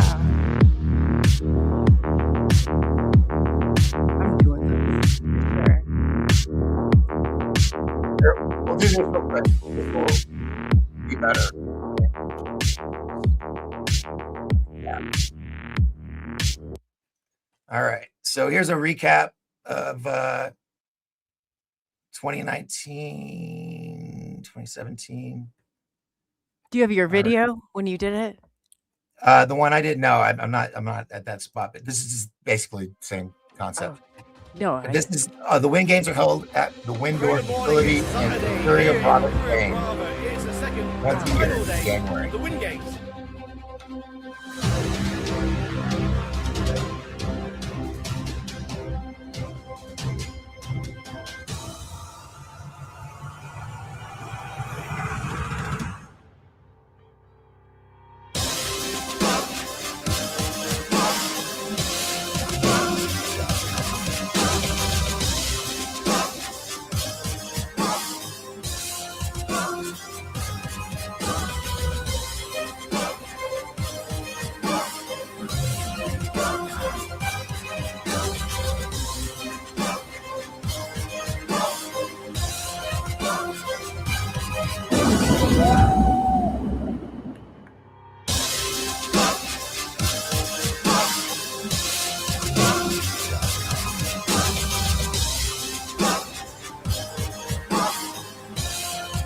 Oh, that's beautiful. That is cool. Wow.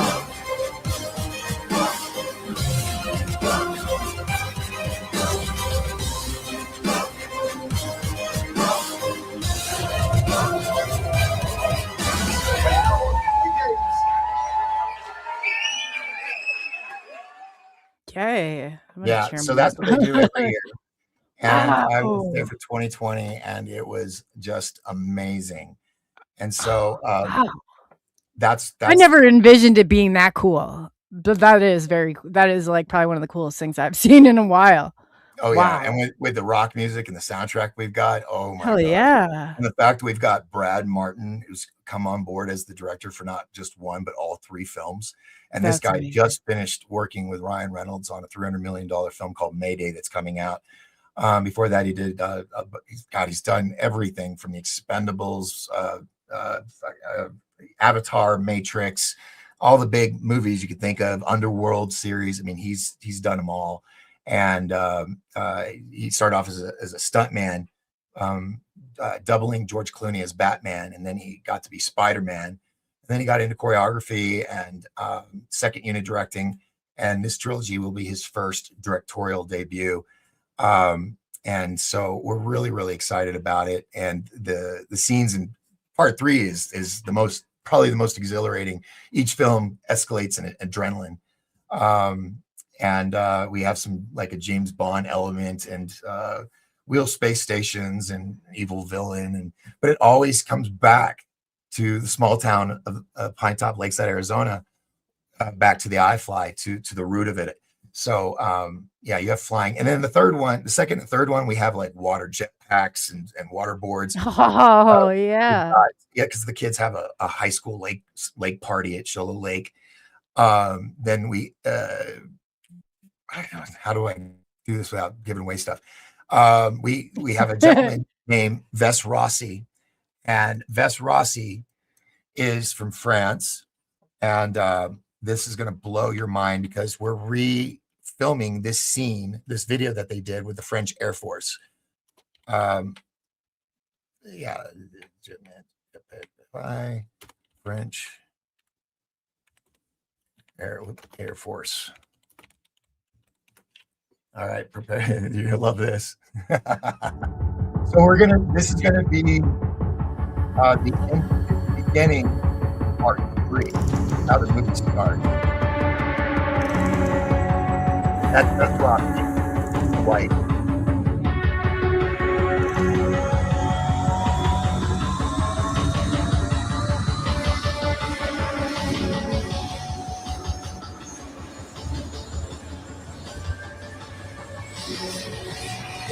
Airport, so they were up doing it too, which is really, really cool.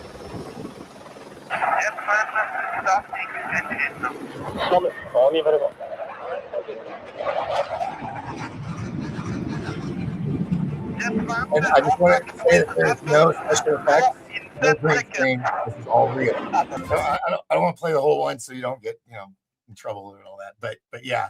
Wow. I was like, this is amazing. That'll be the beginning of part 3. And I'm working to work with Gravity Inc. With the gentleman has the jetpacks on his arms, the 2 on the front. Oh, I froze up. Let me fix this. The 2 on the front and on the back. And I actually sent them the script. And is this not going to work here? Why is this not happening here? Oh, because I got to change that back. There we go. Sorry. Stupid camera. No, it's okay. But now gremlins, lots of gremlins in the camera today.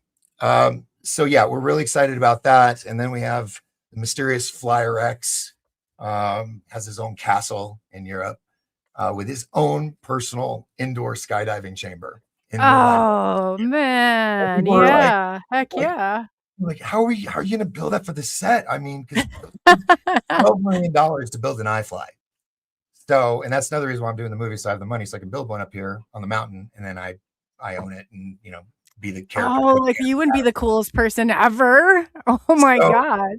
Yeah, but yeah, it's pretty amazing. And so they said to the Warner Brothers. Oh, I wasn't supposed to say that.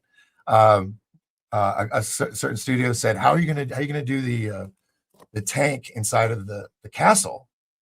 And I'm trying to get out of this. Let me turn this off.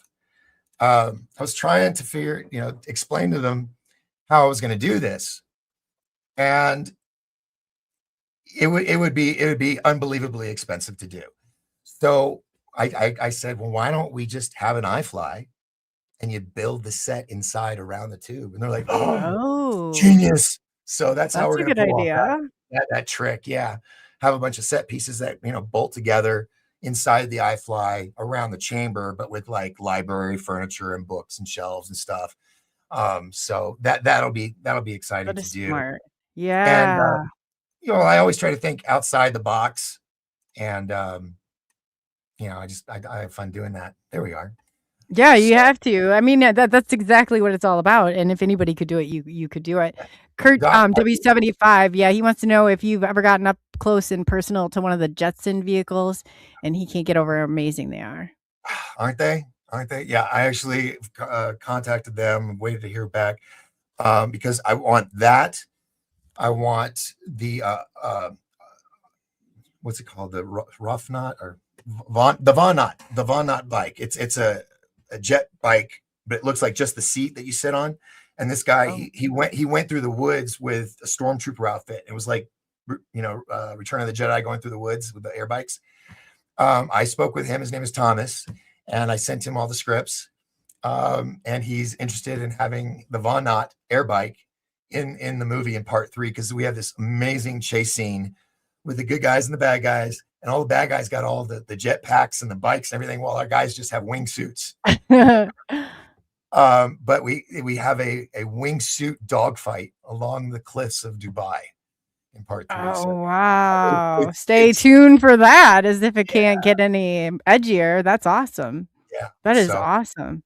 So yes, I would love to have the Jetson or multiple Jetsons in part 3, because my main goal is, other than teaching good sportsmanship with flying and everything, but also all the really badass technology that's going to be out in the next year or two. Jesse Marcel III, he's got one of the sports models flying cars. Really? Patented. Mm-hmm. Dude, I think I have his number. He was one of the few that I haven't had on my show. Oh yeah, if you don't have it, I have it. I can give it to you after. Oh, I don't do my show anymore.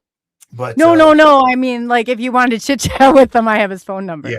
If you can't find it, I can DM. He probably doesn't want me to give it over the air. No, yeah, it's all good. It's all good. You know, I mean, my celebrity friend list is good in it. You know, I'm good.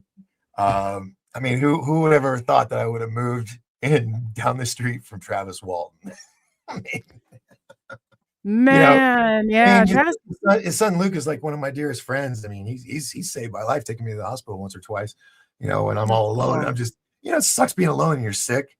But you know, when you got good friends like Luke and Travis, and the whole family is amazing. I actually got to go on his anniversary last month or 2 months ago, where he took a small group of people and we got to go to the location where he was abducted. And I'll tell you, that's exciting. I did. I videotaped the whole thing, and I have yet to edit it or anything, but I should put it together. The location is not like it is in the movie. No, it's not. The clearing is barely a clearing. It's very, very small. And it's on a hilltop, on the corner of a hilltop overlooking the whole valley. It's gorgeous. We got to see the trees that they took the wood samples out, the chunks that they took out to do the tray ring science stuff. And the road, man, you know, out in the movie, they're just booking it down that mountain, right? Dude, they would have gone off a cliff. They couldn't have. I mean, the movie totally exasperated it because there's just no way. And the road that they came down, most of it is right where the location is. The road keeps going, and that's the road that they came up on. And it's like there's trees there, so like you can't go through there. You have to come up the other way. But we went down it, and I got a 4x4 truck, and I was white knuckling it. It was scary. You know? I bet. It was daylight. That was the other thing. It was daylight. It was scary because I kept thinking we were going to slip off the edge over the sides because it's way back in the woods. I mean, that's what I heard. Yeah. And then he was out way further, right? Like he got away from. That's when he was gone for a few hours. From what 5 days.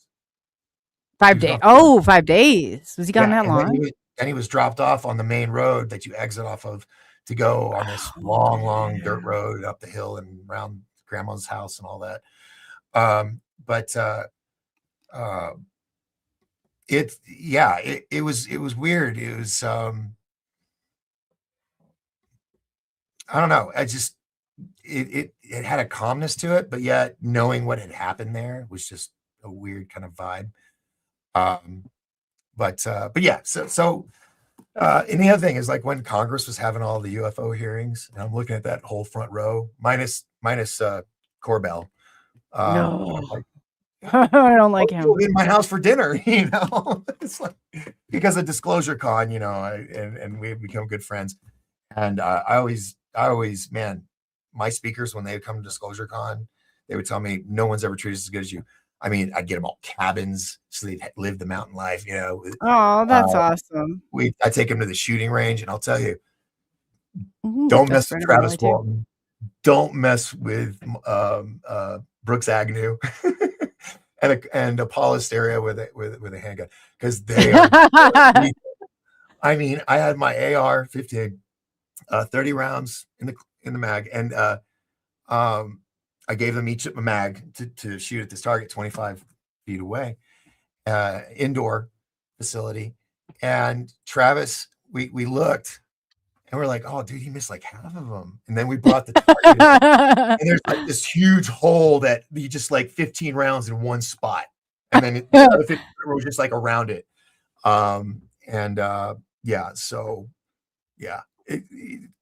Interesting people. Yeah, no, that is an interesting group. Was Daryl Sims there? He kind of goes. No, I've had him on my show, but I haven't. He hasn't come out. I did have, what's his name? Jack the Ripper's great grandson. He wanted to come. I was like, yeah, why not? Well, do you see the expression on my face on my frozen picture? That's kind of like, really? Let me fix that real quick. But no, he's a good guy. But I was just worried about genetics. Yeah, I know, right? So You don't have any tendency, yeah, especially at night. yeah, I would have locked my door 3 times yeah. over. I've been very fortunate, thanks to DisclosureCon to make some really good friends with people in the community, and to work on amazing projects like Countdown to Disclosure. I was a part of that with the Cousins brothers. The men or Who Saw the Men in Black? I'm in the movie. I can't remember the title. Who Saw the Men in Black? I I'm did in read that that. you were in that. Yeah, I play the men in. They have a couple Men in Black, but I'm like the main one. The Cousins brothers and I have been friends for almost a decade, and they called and Heard said, they have "Hey, the would you party mind?" place up in the hills. Oh yeah, in Hollywood. Yeah, they just bought that Mhm. place. Yeah, under the Hollywood sign, which I still need to go visit. Everybody else has visited but me, and I'm just like, I Even don't Jim want Goodall got there, yeah. to. Yeah, Jim. Yeah, he's always. Yeah. He beats So everyone, yeah. yeah, gotta love Jim. I need to drive down the hill and see him because it's been a while. But yeah, everybody they're just normal people that just happen to have extraordinary circumstances happen to them. Right. Or they're just a really great researcher and stuff. Well, so But many people think I didn't see it coming, you didn't see it coming. It's just, you happen to oh, yeah. get would get it, but yeah, Dude, they the stuff that's I happened don't in think my they life, set I out wouldn't to be that. yeah, I wouldn't have thought my life would have been the way it turned out. I was supposed to be a movie star and Leonardo DiCaprio's stunt double. That was supposed to be my life. And luckily for 4 trials, that didn't happen. But now I know why. Like in Titanic, I was supposed to be his double, but they were also going to have, because they only had so many stunt doubles, they were going to have us all play like ship crew and other, ship people. And I ended up not getting to go because the stunt coordinator, when I went to Hollywood to the production house, which was really cool because they had all the drawings of all the costumes and the big mock-up of the ship and everything in this office. Very cool. And I'm sitting here, 18 years old, cocky as shit. I'm thinking, Leo wants me to do this, even though I haven't met him yet, but I know his dad, George, that's how I got the gig or was going to get the gig. And I'm thinking, well, George is flying me out. I'm coming. This is me, the stunt coordinator. It's all locked in. And the stunt coordinator goes, so Leo's really excited. George is happy. James Cameron's excited to have you all this stuff. And he goes, so what's your highest high fall? No. I was like, I just got done at the Batman stunt show at Six Flags over Texas. And I'm like leaning back in this little tiny stool they got. And I'm like 30, 40 feet. And he goes, oh, well thank you for coming. I appreciate it. Yeah. Hotel now. I'm like, so when do I start? And like, oh no, it's not gonna happen. Like, what do you mean it's not gonna happen? He goes, son, because I was a kid. He goes, we're doing 400 to 500 foot falls. We won't have time to train you to do that. Well, after the movie's done, George calls me and he goes, Doc, you lucked out. I'm like, what do you mean? He goes, be glad you didn't get that stunt job because every stunt person had a broken something. When you saw them hit those rails going down and falling, that was real. That was all legit. James Cameron I've been told, is the devil of directors, but I still yeah. But that's crazy though. You probably are lucky to be alive. I mean, for real. Well, I was supposed to be in Romeo and Juliet. I was supposed to flip the car. I was gonna do that. And then there was a movie that I don't think even came out or was made. It was called Marvin's Room with Sissy Spacek or someone like that. And it was going to be in New York, and I was going to be his double. And then Man in the Iron Mask came out, and that didn't happen. So of course that movie didn't happen. Then the fourth one was Man in the Iron Mask, and I was going to get to go to Versailles in Paris for 6 months, and because this was still when they had blue screen. Green screen wasn't even around yet. And it was very, very expensive. So they wanted to hire me to be like for over the shoulder shots and stuff. And then when the mask would come off, of course, it would be him, but I would be the double. And so they flew me out again to LA, and then they took us to, George picked me up in his Jag. And George DiCaprio looks nothing like Leo. He looks like something like the Hobbit, like one of the Troll Mountain people, long hair. Yeah. Or like a biker vampire or something. But anyway, great guy. picks me up and he takes me to this hotel. And he's telling me, oh, the makeup artist is here for Man in the Iron Mask. He's going to make a mold of your head and for the mask and everything. I'm like, this is fucking cool. So we get there, and this is the moment this is the day that I'm supposed to meet Leo for the very first time. I've been dealing with his dad for months, right? And he was supposed to come to the hotel to get his mask made because they were going to have one for each of us. And he, I guess, was hungover or something because George got a call, went out in the hallway, then came back and says, Leo's not coming. And they said, well, we need to make the mask for my flight leaves back to Paris and to my shop in 3 hours. We got to do this. Well, my bone structure is the same as Leo's. And by the way, I was born first, so he looks like me. Just get that out of the way. Right. And so they took the mold of my head with the straws in the nose, and I'm just sitting. I'm like in seventh. I'm in freaking Hollywood. They're making a mold in my head.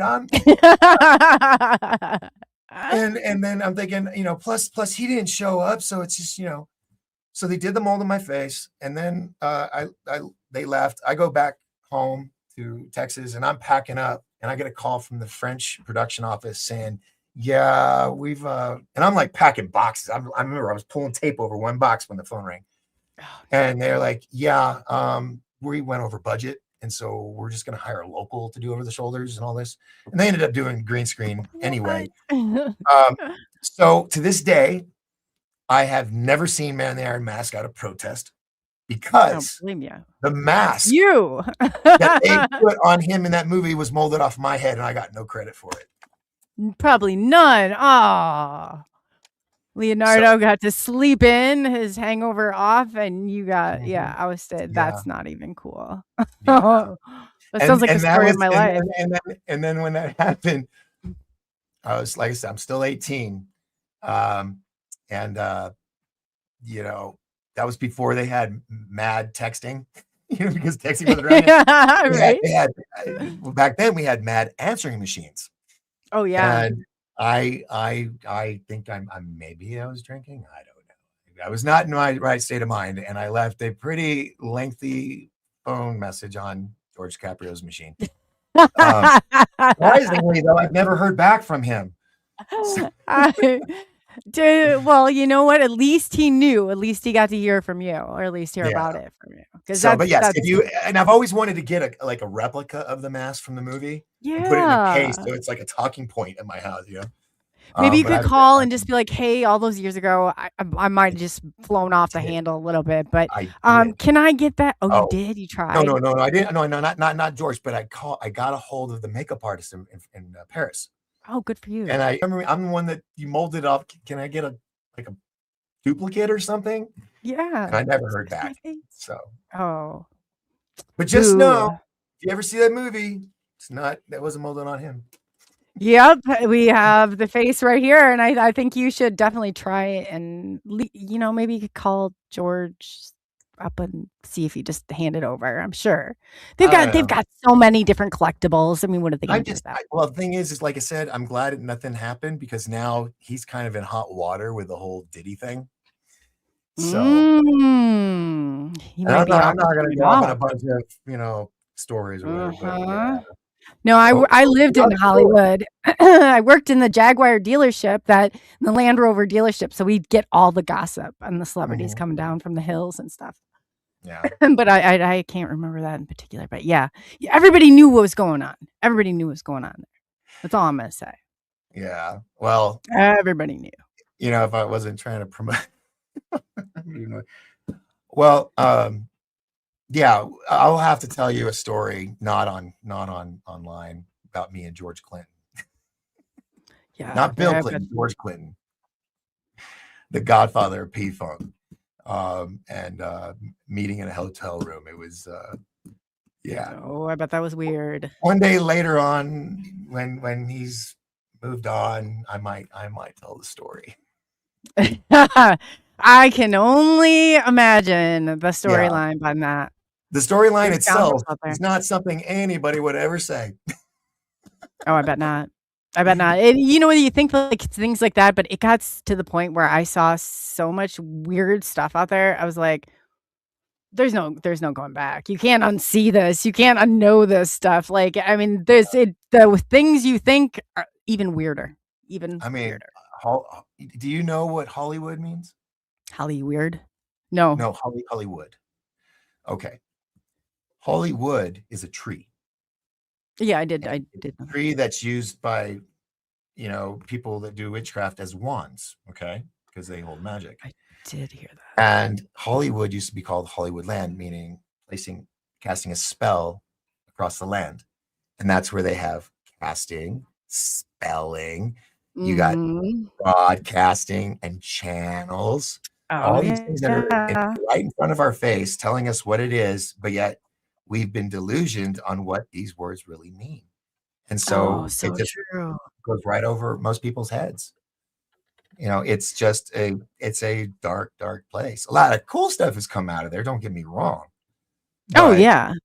A lot of people got caught up in a bad, you know what I mean? They got caught up in the scene, I think is what happened. Well, it's if you want to get to certain levels of echelon in Hollywood, they make you do things that you can't come back from, and they hold that over you, and that's how the blackmail. Oh, that's exactly how it happens too. That's exactly how it happens. Especially, is a big thing. And the amount of cults and groups and organizations that it's scary, the number that there is of no, yeah. And a lot of these people you may know and not even realize it. That when they go behind closed doors, they are a person you do not think they are. I think it's so sad but true. Like it was just like talking to other people that had been through it. It was like almost like it was not you dumb it down to like it's no big deal. Like this is what everybody has to, it's just kind of like a career move. And I'm like, go along to play along. Yeah. Yeah. That's not, the smart ones, they stay out of it. And that's what I love about Angel Studios. Angel Studios is really bringing goodness back to film production. The first one was Sound of Freedom. Sound of Freedom made more money than Oppenheimer and Barbie combined, but yet it got no recognition at all. I bet it wouldn't. This is the reason why, because they made that movie for $3 million and then made like over $400 million. And now they're passing out $1 million checks to filmmakers to make wholesome family films, for the Angel Studios, which they do. And I just finished watching Homeland, the series Homeland. Holy shit. Oh yeah. Yeah. That's channel. I mean, you're seeing people getting just shot left and right and dying every episode. But it has, that's the Bible was just as bad, Yeah. So it's showing that it's not David and Goliath animation anymore. It's getting real. But it's doing it with faith and seeing all these actors that are now turning their backs on Hollywood and literally leaving California and moving to places like Arizona and Colorado and other places because they're Texas just sick of it. And they're sick of the fact that in Hollywood and in the industry, being in it, it's like accepted. You have to be Democrat. Yeah, I know. I never run. I was all my life, until the second term of Obama, when I was hearing yes, we can, and reverse saying, hail Satan, and you got crowd doing that.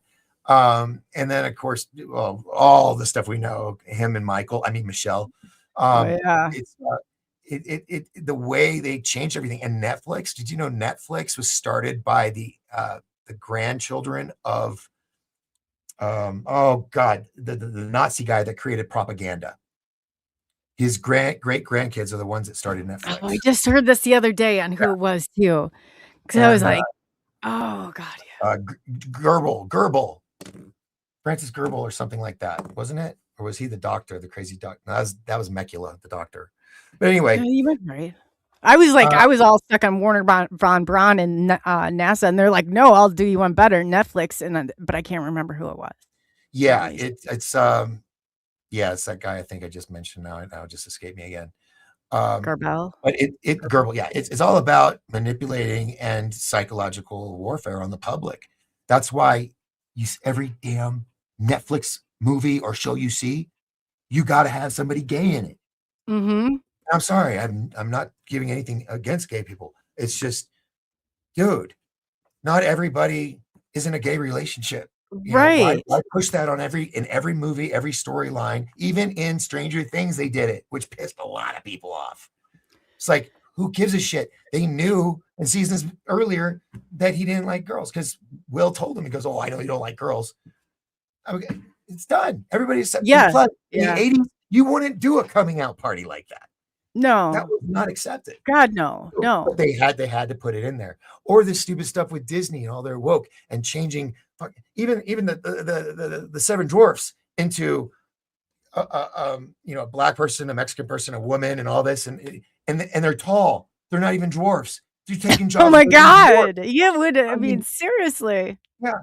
And so it's just like, and here's the thing is Baphomet, was a man. Oh, yeah. Oh, God. When you look at the symbol, the guy, the horn dude, and the breasts and everything, it's a man woman.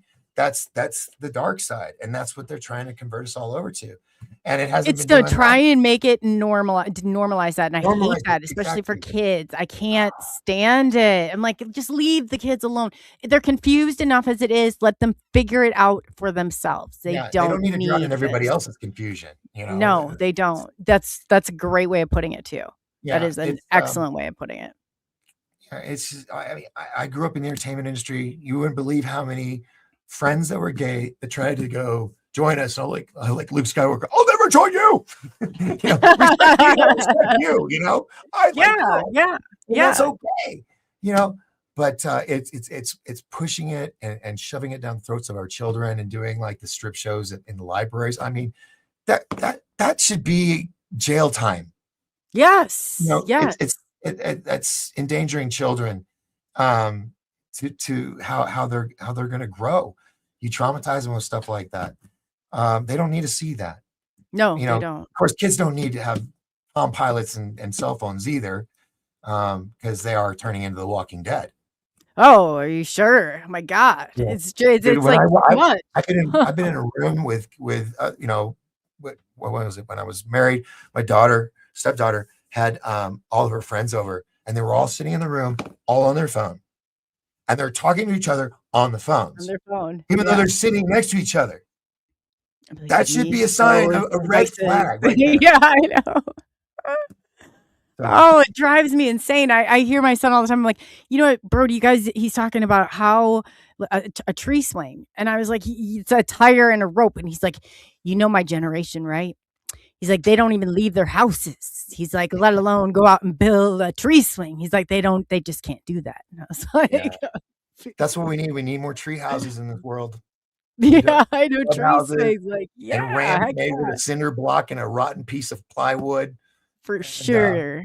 How we even made it through. I mean, firework. I asked the guy, I was like, you remember the long with the metal, the firework, the sparklers? And I'm like, why don't they have those long metal ones anymore? He's like, oh, well, they're dangerous. I said, well, they're not dangerous. I said, I have markings on my feet probably still from childhood, but you step on like 2 or 3 of them. I'm like, you learn not to step on the metal, but you don't have, why the hell do you have to restrict them so I can't buy it? What is this going on here?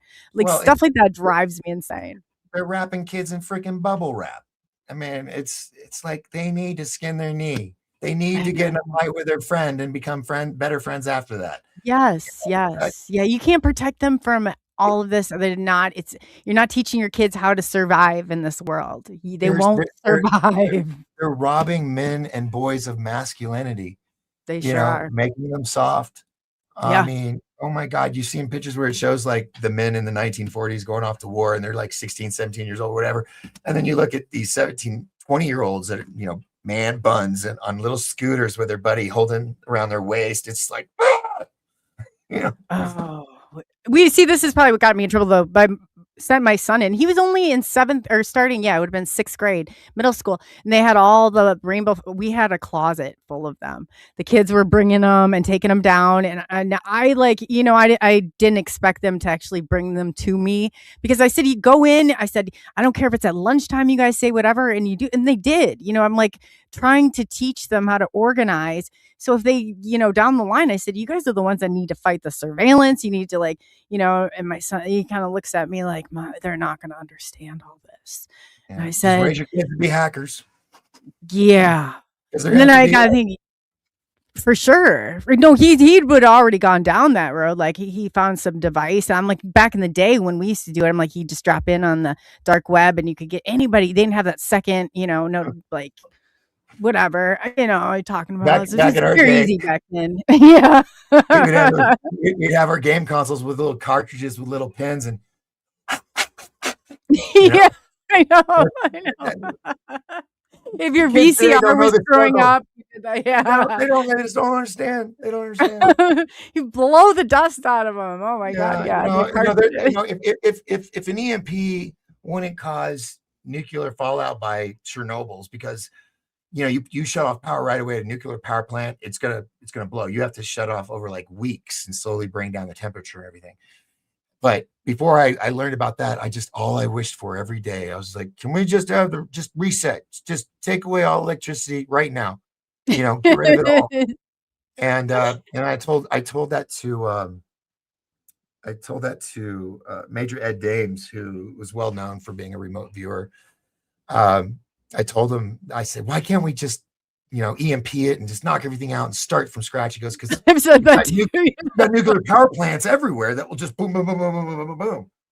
So, that wishful thinking went out the window. But we need to do something. We need to get rid of some stuff. We need to backtrack on what we're doing in this world, because I think we've gotten ahead of ourselves. And with AI coming, here. Oh yeah. Oh, we are way ahead of ourselves on that. Yeah, I agree. Yeah. Well, I want to know, when are they going to decide that they don't need us anymore? That's exactly it.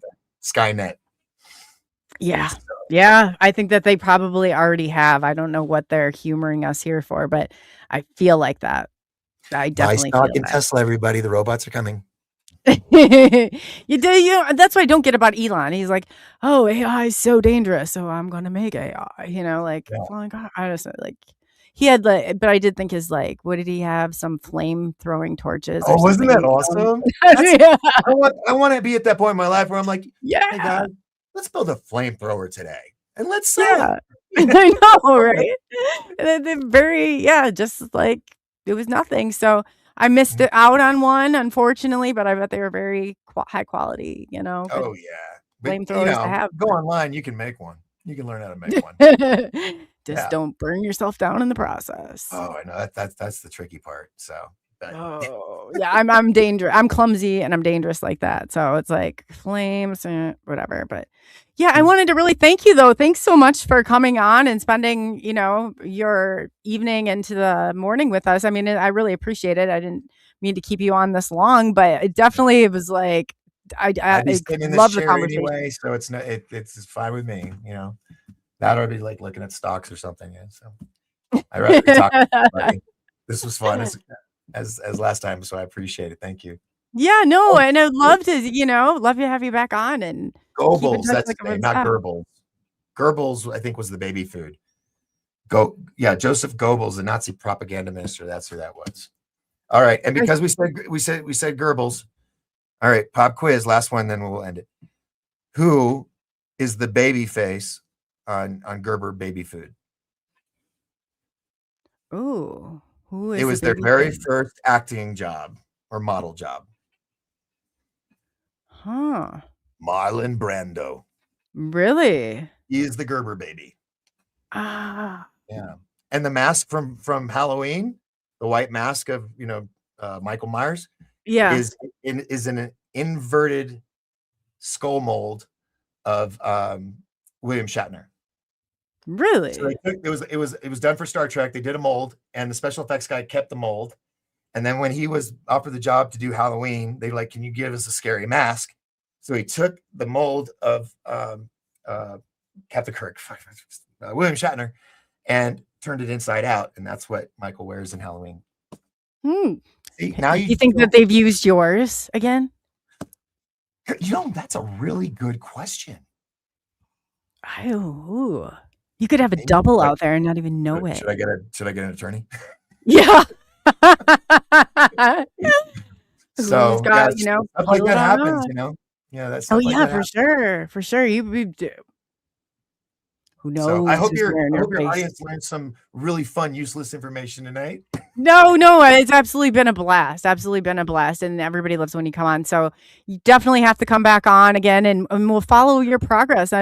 This fly thing. I'm like, I need to try this. This is insane. And go to that website. Check out the soundtrack. The first three Yeah. are I don't want to say weak. They're not modern because one is supposed to be a little girl singing about fireflies. The next one, it sounds 80-ish, like a rock ballad, because it's supposed to be Jett Parker's mom kind of meeting up with the coach, and they're older, so it's like an older song. But then the rest of them are just amazing. That's awesome. I just put in there in chat again. So if the website. Yeah, and check out the songs. Yeah, tell everyone where they can find you. Where's Me? the best place? Yes. For what? So if they're looking for you to interrogate you because of some No, I'm joking. You can go back and watch all my shows for I think it was 8 years I did, with all of the special guests, mixed in with all kinds of other weird stuff. That's at 1028 Productions, right? Yeah, on YouTube. Yeah, go on YouTube and type in 1028 Productions, and it'll take you there, and you can watch all the old stuff and watch me lose my mind during the riot weeks. You know, I was doing 15-hour marathons and stuff. Oh, yeah, we'll have to look into it then. Yeah, no, I got sucked into that, man. I was like mob mentality through the internet. That's when I was like, I'm going to trim down on the show a bit. But yeah, lots of Secret Service agents. What's his name? Jack the Ripper's great grandson. Astronauts, fucking scientists. I mean, I've had all kinds of people on the show, and they're always fun.